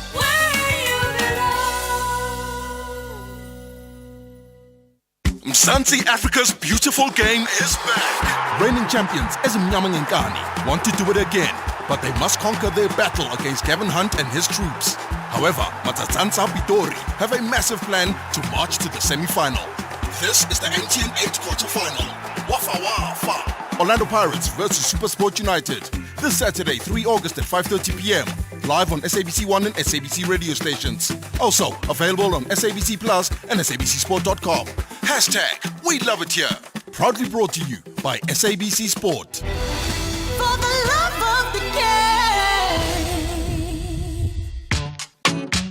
The Full Circle with Bridget Masinga. Monday to Friday, 1 to 3 p.m.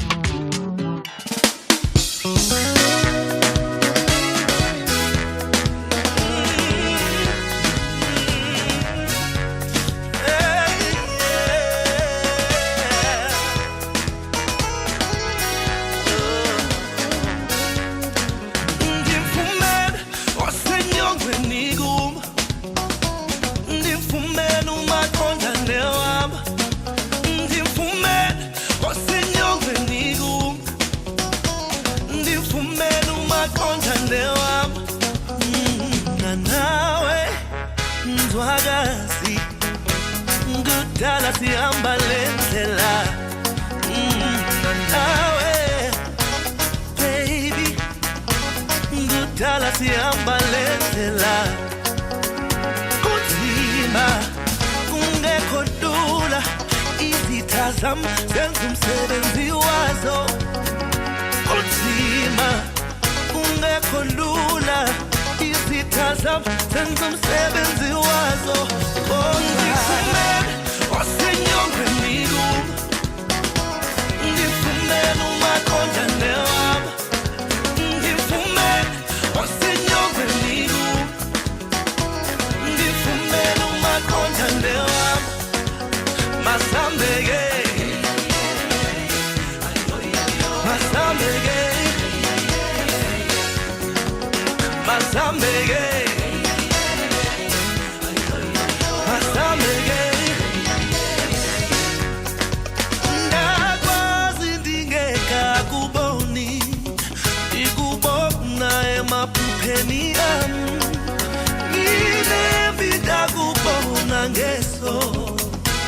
Lenyama wangathi kukala ngoku ngowami soze balunge ndithandela wena sofa silahlane ngoku ngowami soze balunge ndithandela wena sofa silahlane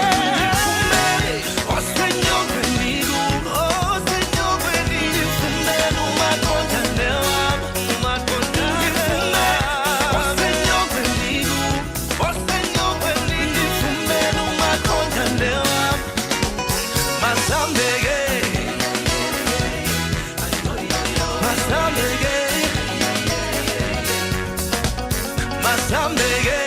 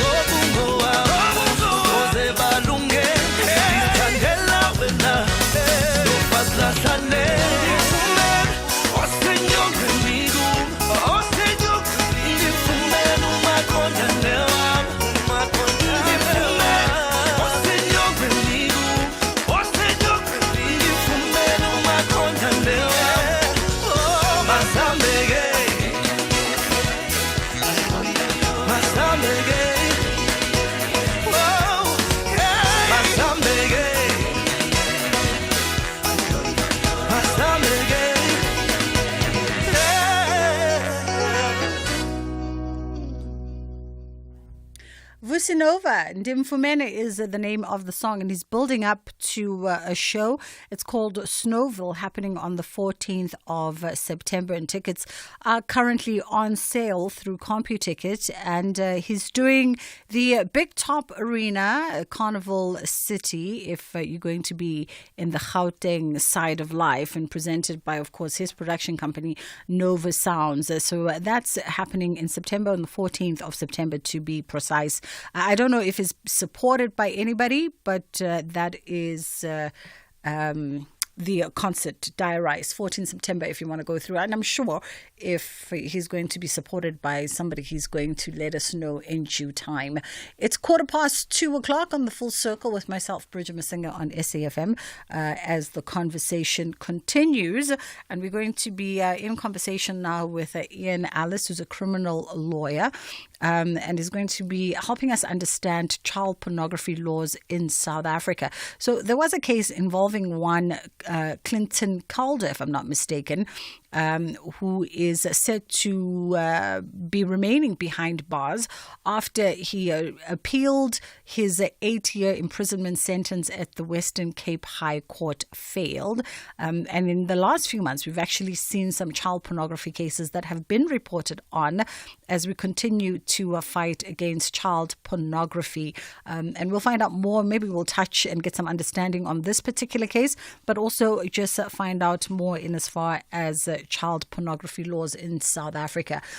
We are joined now by Ian. How are you doing? Good day, Bridget, and well, thanks to you, and and hopefully the listeners are also doing well. I'm sure everybody is doing great. Let's get straight into it. Perhaps let's start with the context just around this case. I don't know how familiar you are with it. This case of Clinton Calder, the accused. Calder. Bridget, I've read briefly about this, but I was actually quite familiar with a previous case, which also it extended on the child pornography aspect, but was also one of our bigger high-profile matters, and that was the Gerald Ackerman matter. So I actually familiarized myself quite a bit with the processes after hearing that case. Yeah. And one can see. Let me put it in this way. What is also helping now is the introduction of the cybercrimes law. Yes. Beforehand, there was a lot of overlap. Yes, there's issues of the criminal procedure, in particular the Sexual Offences Act, where it was the possession related to the possession of child pornography and similar things like that. But the punishments were a little bit less consistent. Now what it's doing is it's focusing on almost as a form of a syndicate as well, which actually is extending the punishment and the sentences in respect of people caught as pedophiles, child pornography rackets, child trafficking. So it is starting to become a lot more, there's a lot more research and development going into this aspect of the law. I see. All right. And I mean, do we understand the sort of definitions of what is child pornography? Within the context of South African law, what scope does it cover? Unfortunately, we're still a little bit back primitive in regards to what constitutes child pornography. There's been advancements, but you still see occasional matters where the definition of child pornography is the possession of nude or salacious photographs or sexually based materials of any child who is not of any person who is not in a position to give consent by virtue of their majority or not attaining the age of majority. All right. So what basically it is, if that's the technical definition, it's an unlawful and deliberate possession. What it is, it's any picture compromising the sexual dignity of a person under the age of 18. Okay. And I guess from what I read, even with this case, with this accused, Clinton Calder, he actually faced 3,195 counts of possession of child pornography, of distributing child pornography, of importation of child pornography and 19 counts of creation of child pornography. And this speaks to a wide range of sort of categories within child pornography. And does it also speak to how you became, because I guess if people are trying to sort of skirt a weird line, some people go, well, I came by it accidentally. No, let me explain to you why that little excuse doesn't hold water. And that is, even over the internet, there are certain regulations and certain, if one could say, net nannies from an international perspective that are imposed, as the conspiracy theorists like to call it, Big Brother. But there is a certain degree of limited control of, for example, where people say how to build a bomb. There's certain things that get triggered into the international search engines and through the various government authorities internationally and locally.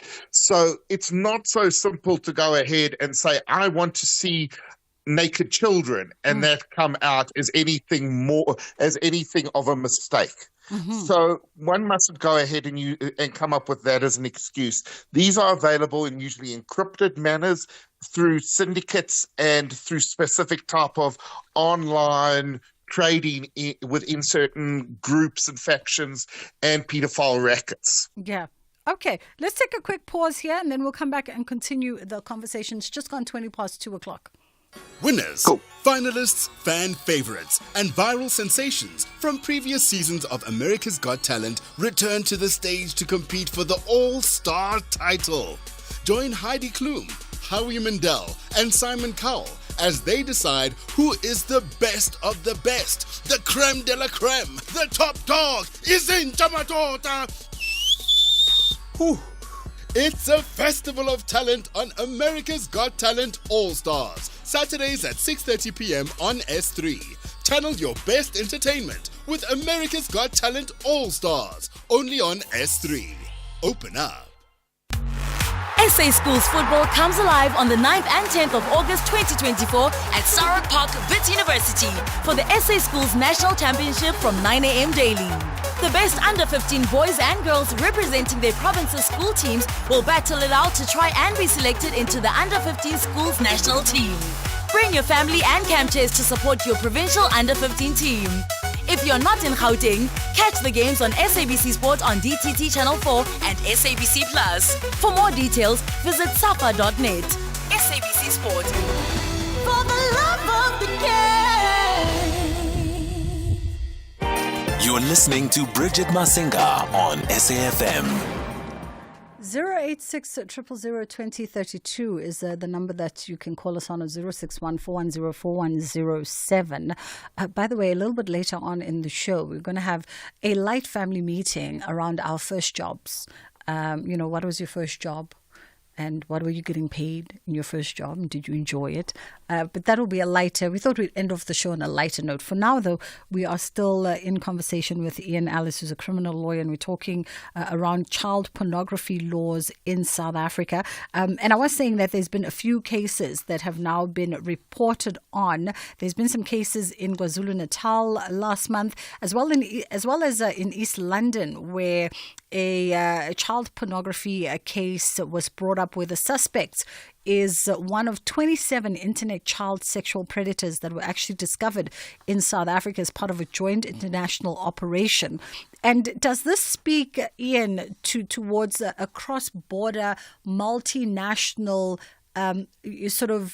law enforcement strategy now that focus primarily on getting more sexual offenders, child sexual offenders arrested and under book, and to book, considering when we talk around issues of trafficking, child trafficking specifically, child pornography, of course, as we're talking about, is this the best strategy where we have cross-border law enforcement agencies working together in tandem to get this under control?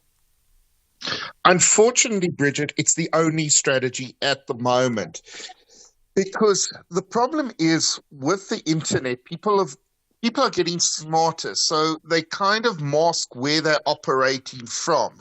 So just because you've got somebody in South Africa downloading this stuff, it's not coming directly from South Africa necessarily. It could be coming from anywhere. The problem is when one deals with this, it does bring into aspects child trafficking laws, where there's also huge money to go ahead and be involved in acts like this, and that's unfortunate. But there's a lot of people out there who consider this type of behavior to be acceptable. And the problem is they're feeding their urges, but they're feeding their urges through these type of avenues. And that's coming from a worldwide phenomenon. This could be spread from somebody sitting in Iceland via an email address in Malaysia. That's the problem of where it actually comes. So your net is so wide. Without the cross-border investigations, you're going to struggle to get these rackets closed down and these people busted. Are we also, from a sort of legal consequences perspective, are we seeing sentences that reflect the severity of, I don't even know the word, the severity of indulging, for lack of a better word, in child pornography? Does the sentence speak to the severity of the crime? It's starting to get there. The thing is, it's still, if one could say, it's improving, and they are becoming more substantive sentences, because previously, a lot of these, usually what used to happen is, without the internet, it was usually something internal. So that pornography was usually attached to a molestation and a sexual abuse crime. So they were kind of one sentence bolstered the other sentence. Yeah. Now what's happening is, because it's so rampant, that you've got a lot of these guys who are able to share this internationally through encrypted JPEGs and all these funny stuff that they can get up to on the internet, and then it only becomes that individual crime of possession of child pornography. So it's not necessarily that the person was abusing any children, that the person was in sexual contact with a minor at that stage, but they're only in possession of that. So now there's had to be this focus in terms of the cyber laws as well as the sexual offences laws to say you've got to focus just on this isolated issue, because you can't tell whether that person is involved in trafficking or whether they have abused somebody or they haven't abused somebody. And that's where the difficulty actually comes, and that's where the development is coming to deal with it as there's this advancement in technology. And when found of this crime of violating the rights of a minor, I then assume you automatically get registered on the National Registry for Sex Offenders. And what are the consequences of being on that registry? Well, let me put it to you this way. The registry is not quite as up to date and as accurate as one would like it to in actual fact be. So at the moment, there's still a lot of people going ahead and slipping through the cracks. In theory, how it should be working is that person, that should be affecting where they live, where they stay, what they're doing. But unfortunately, it doesn't. And the problem also with a registry, especially a sexual offences registry, is you may have people convicted of sexual offences that have nothing to do with children. So it's a very difficult it's almost like a very sensitive type of an issue as to what will qualify, what won't qualify, how up to date are our systems, are people being registered properly? And unfortunately, there's also elements where, if I could use an example for this, you take, and let's use a high profile example of Thabo Bester. He is a guy who's been convicted of rape. Whether that rape is going to necessitate him going on the registry, or whether he's been registered on a registry, is two different things, because none of his conduct had anything to do with children. Mm-hmm. But that's the thing. That should technically cover a sexual offences registry, should actually cover all of those within a category. And that's where half the time it actually fails. I see. Ian, we have to wrap it there. You made a good time because it's time But I do want, Bridget, if I can just mention one thing, and this is just from a bit of advice, because this is where it is going, is there's a lot of younger people, especially teenagers, who think that it is appropriate to send nude pictures of each other to their friends and stuff like that. That is reaching a stage where it can be considered as child pornography. So be careful what little nudes you say. It could come back to bite you afterwards. Sure. All righty. That was Ian Ellis, is a criminal lawyer. It's just gone 2:30. Madupi standing by with your headline news. Thank you very much, Ms. Masinga, and good afternoon.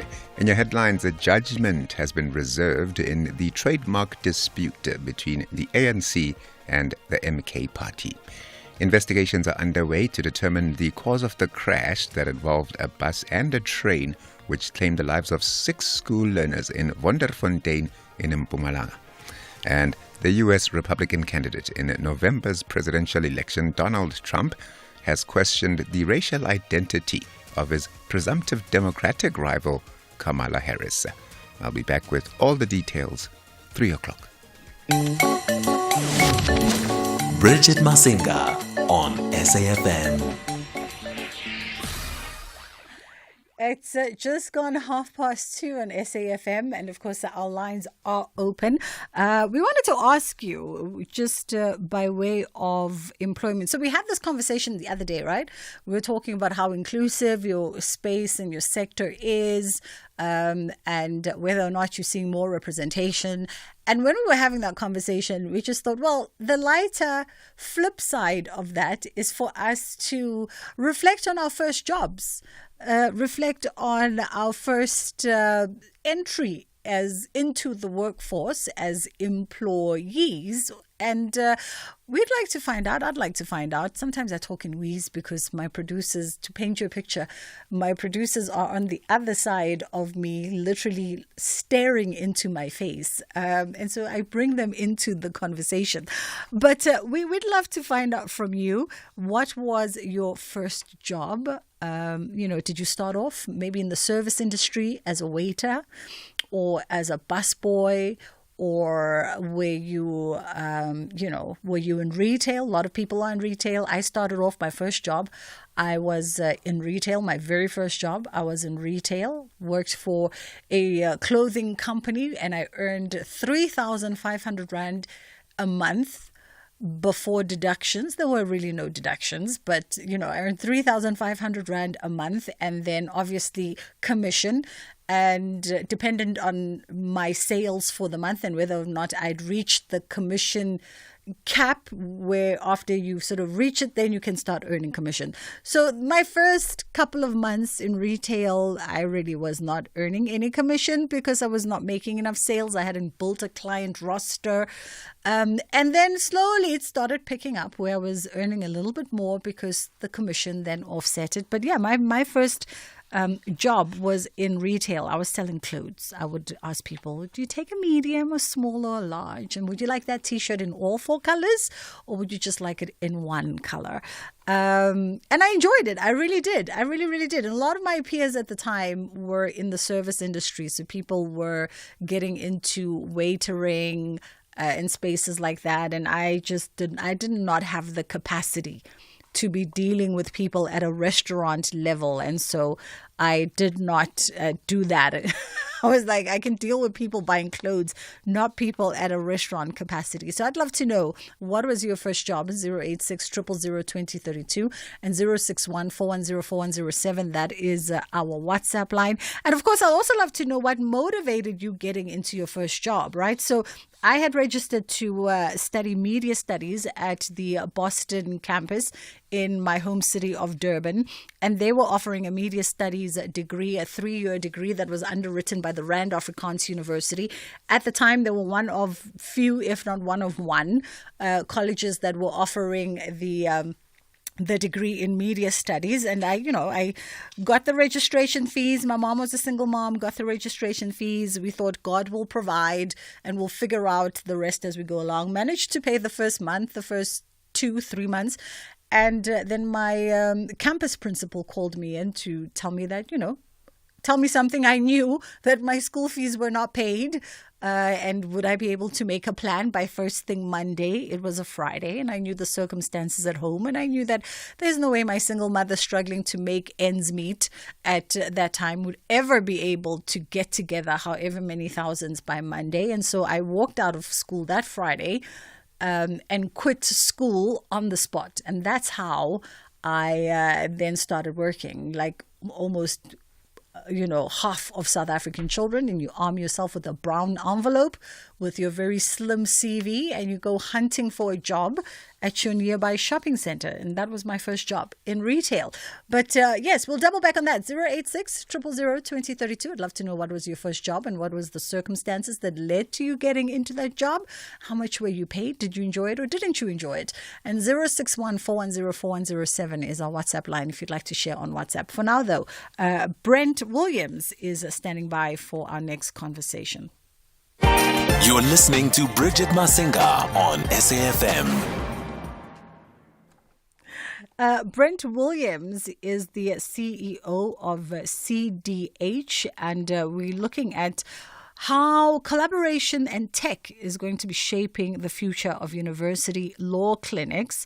And we thought we'd engage this conversation and find out a little bit more about the work that they're doing at CHD. How are you doing today, Brent? Well, thank you, Bridget, and good afternoon to your listeners. Thank you for the time. I guess first and foremost, give us some context around CDH, and the work that you do, and then we'll get into this sort of program that you've partnered up on with the Nelson Mandela University. Thanks, Bridget. CDH is one of the top 5 law firms in the country, one of the 5 largest. We're a full-service corporate law firm. And we have, over the years, tried to partner with some of the law academies, the law faculties of various universities, to try and enhance the learning experiences of law students and to get them better ready for work. I see. And the Hard Law project was one of our projects. We have other projects with other universities as well, including UJ and WITS, and this is a project that we worked on with Nelson Mandela University. Yeah, and you partnered with Nelson Mandela University as well as Cloud Essentials, from what I understand. Tell us what is Hive Law. Hive Law is effectively a virtual legal office that utilizes almost all of the tools that a large law firm would use in terms of client onboarding, client management, access to research, project managing matters, and utilizing the cloud, for example, to store information with regard to the progress of a matter. What we've added for the university, because this is a legal aid law clinic of the university, like a lot of universities have that have law faculties, is it also offers features for students to be able to be supervised accurately and appropriately by their permanent lawyer staff that they have supervising law students in law clinics.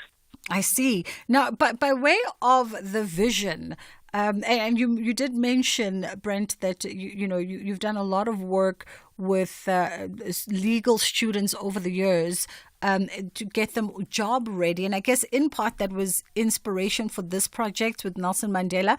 But I wonder if also just considering how people engage and interface with the legal fraternity, did that also influence or impact your motivation to develop Hive Law? And how do you envision it transforming exactly that, not only legal education, but also how law is interfaced and practiced in South Africa?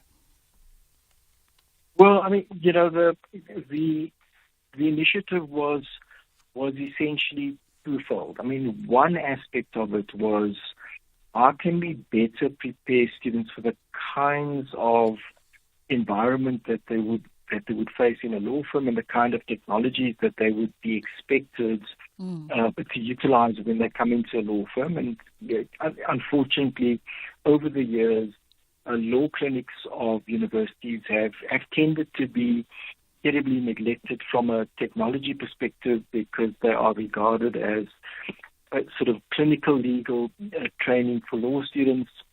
Not a lot of investment is made in that clinical legal training. And as you and most of the listeners would know, law clinics typically serve indigent clients. So it has been neglected over the years. And so part of it was to get students better ready for what it takes to run a proper practice in relation to your clients, and in turn to provide better services to clients of the law clinics because their matters are being better run and better managed, utilizing technology. And speaking of their matters being better run and better managed because of the advancement of technology or utilizing technology in this case, you touched on some of the features that are in Hive Law. Maybe let's expand on that a little bit in terms of some of the features and the benefits that they have for law students and practitioners. So things like document management, really sort of quite for a sophisticated law firm, sort of rather sort of par for the course and best of breed practice, but not necessarily the case for a law clinic. So if you can imagine an office in which document management and basically hard copy and paper management is not as good as you might expect.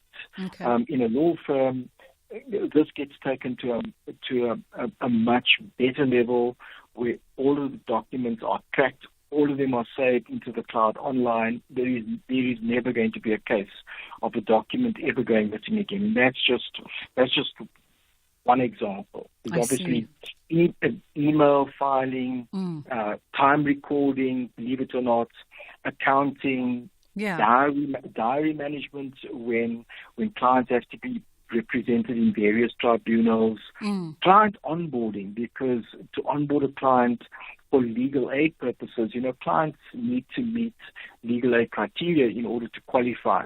All of that is now automated, basically, and all of that is recorded, and it just enables the clinic itself to better able to report to legal aid regarding the matters that they are running and that their students are running, and the services being provided to clients. And of course, there are other features as well, like document templates, preparing, for example, an ordinary lease agreement, for argument's sake.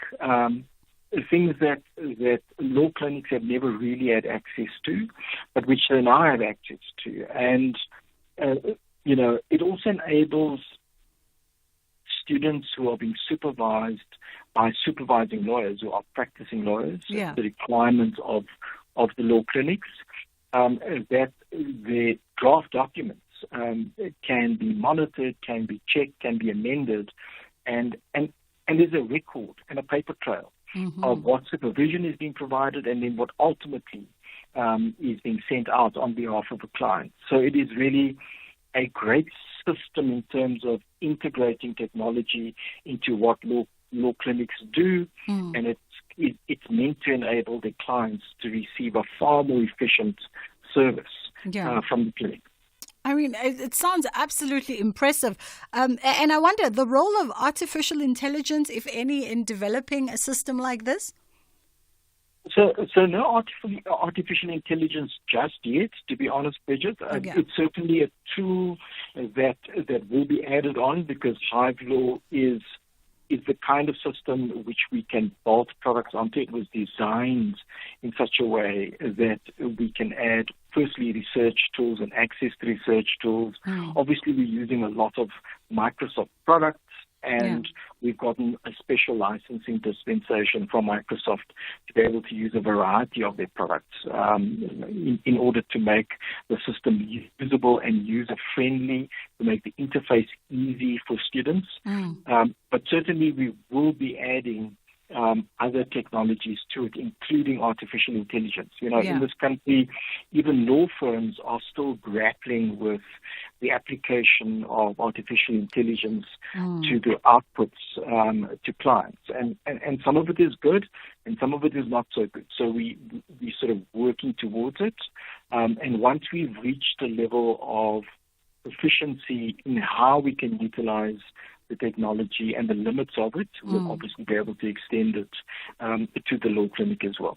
And if I may ask, Brent, is there a probability, because it sounds like an incredible system. I'm not even in the legal fraternity, but is there thinking around expanding it outside of the campus partnerships that you have and maybe offering it in different spaces?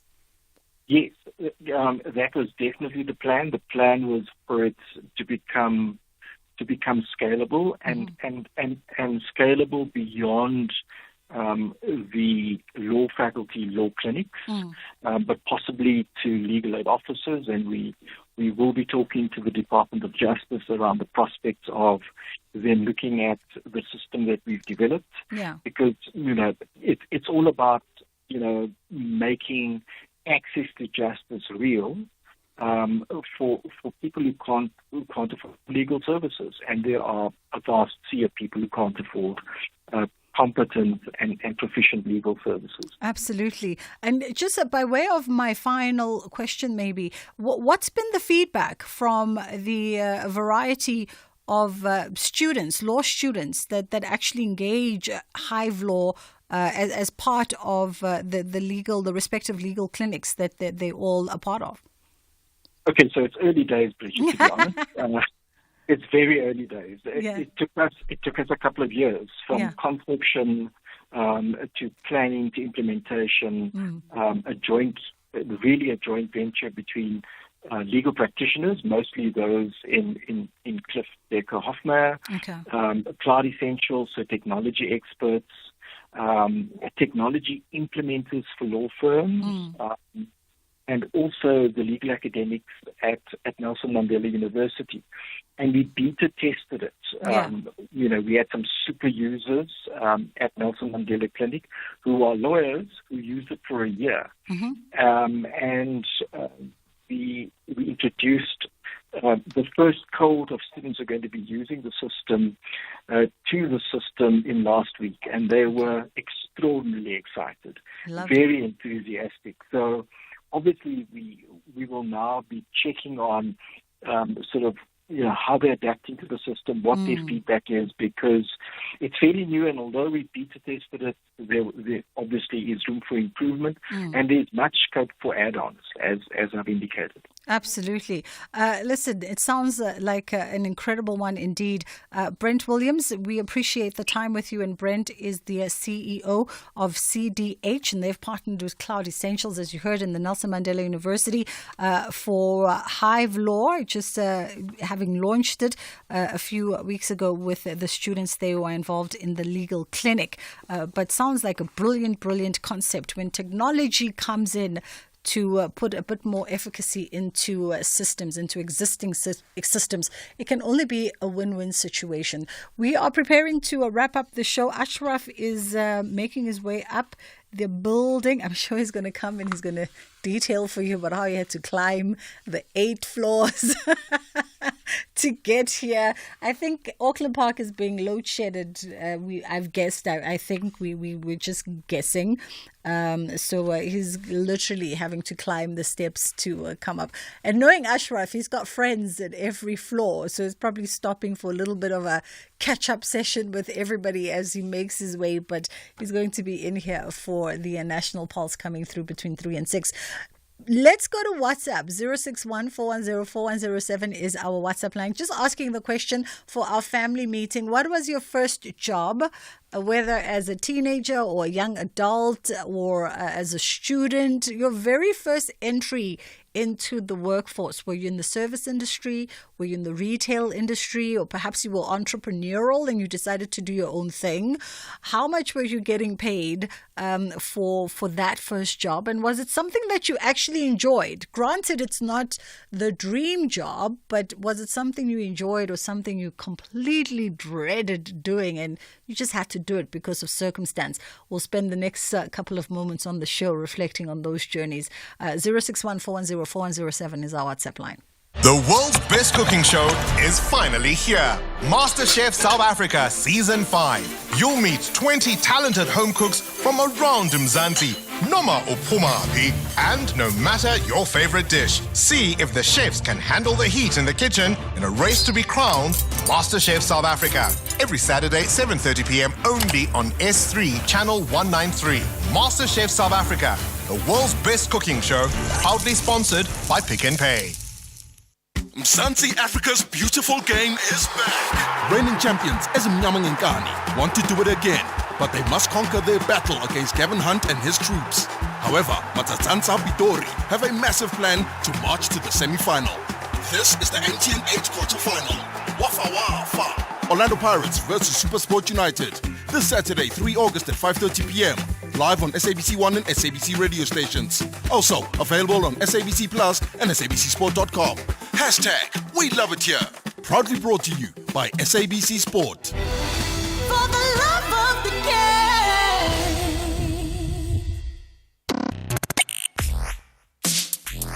Let's have the conversation. WhatsApp voice notes on 0614 104 107.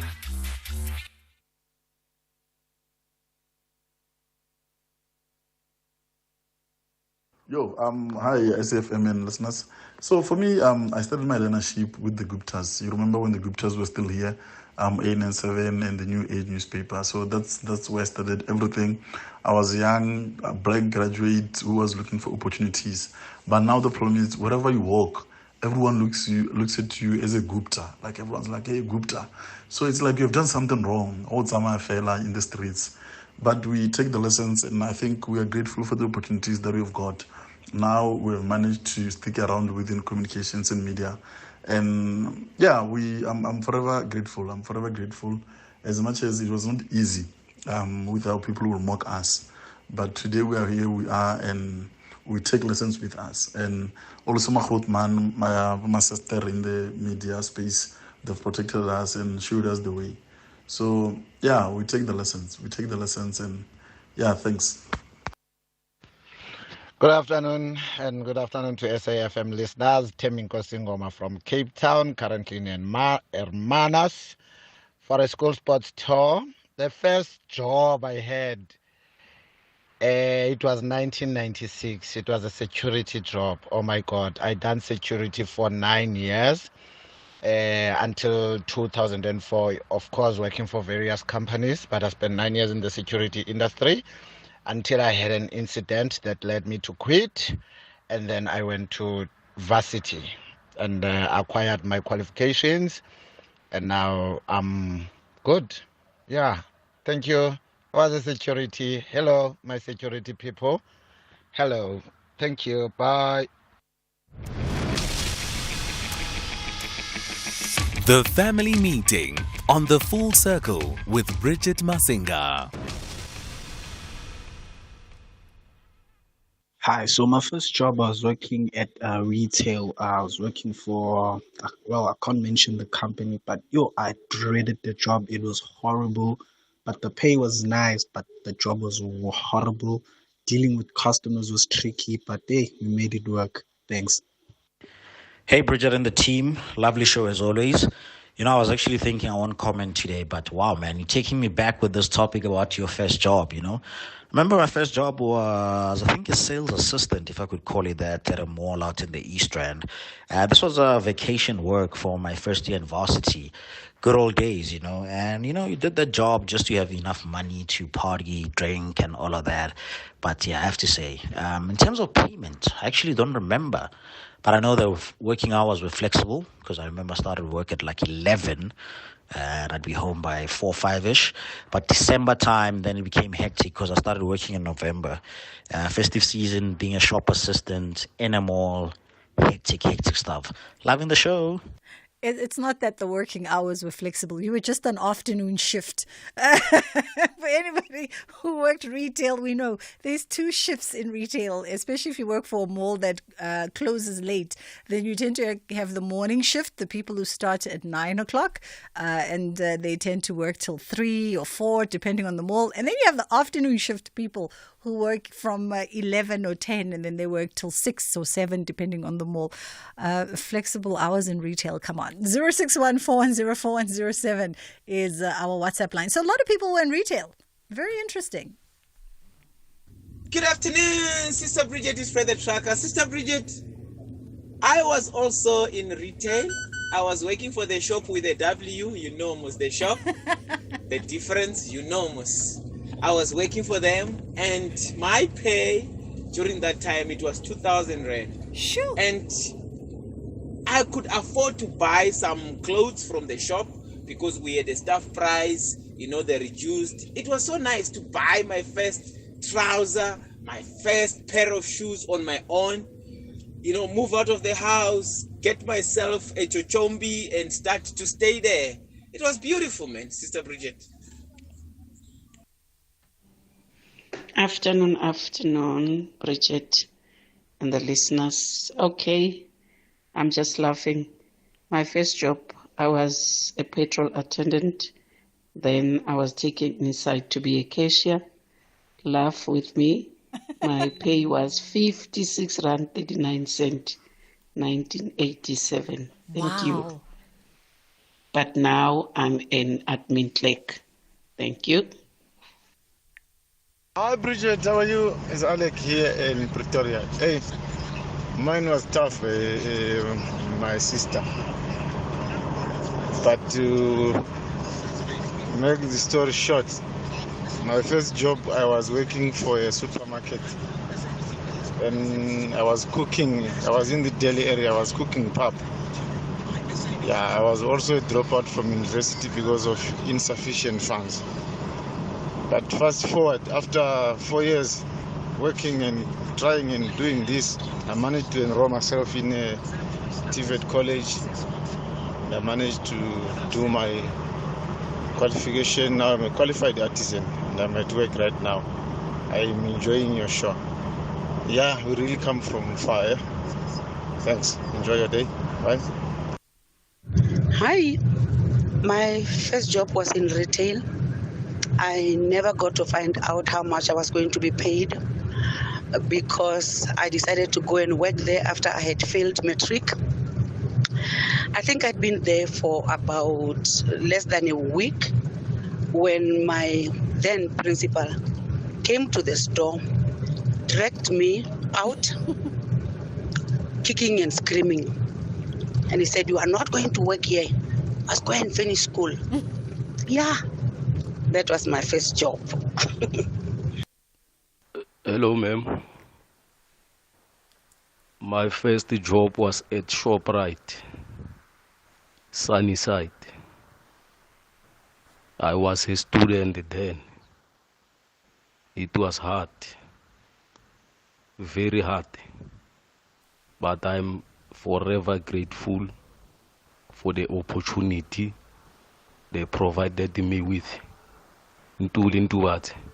Thank you. Hey, Ntuli. Yeah, no, listen, I think retail, whether it's clothing, whether you're working at a grocery store, can be very difficult. Mamzo, who earned 56 runs, was it 56 runs and 90 cents? I wonder if that was like weekly, but also what do you do with 56 runs? Wow. Well, she did say we must laugh with her, so we're all trying to not laugh, but she did say we must laugh with her. 56 runs. What? I mean, people spend 56 runs just walking into the petrol garage just down here, but wow. I'd love to know. You can send me a follow-up message, Mamzo Nzoilalela mina offline, because I'd love to know what year it was and how far did you get with that 56 runs. But thank you for sharing your first jobs. Thank you so much. Retail is always, because it's just easy. There's no barriers of entry in retail. As long as your little brown envelope just reads good, you can get a job. It's always easy. So a lot of us start in retail.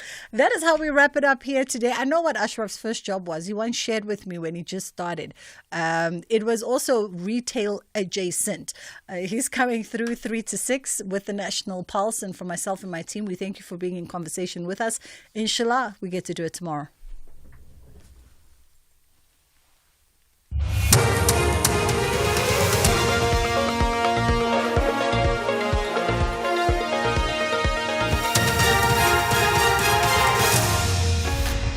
The top stories at 3 o'clock, a judgment reserved in the ANC MK trademark case, and Trump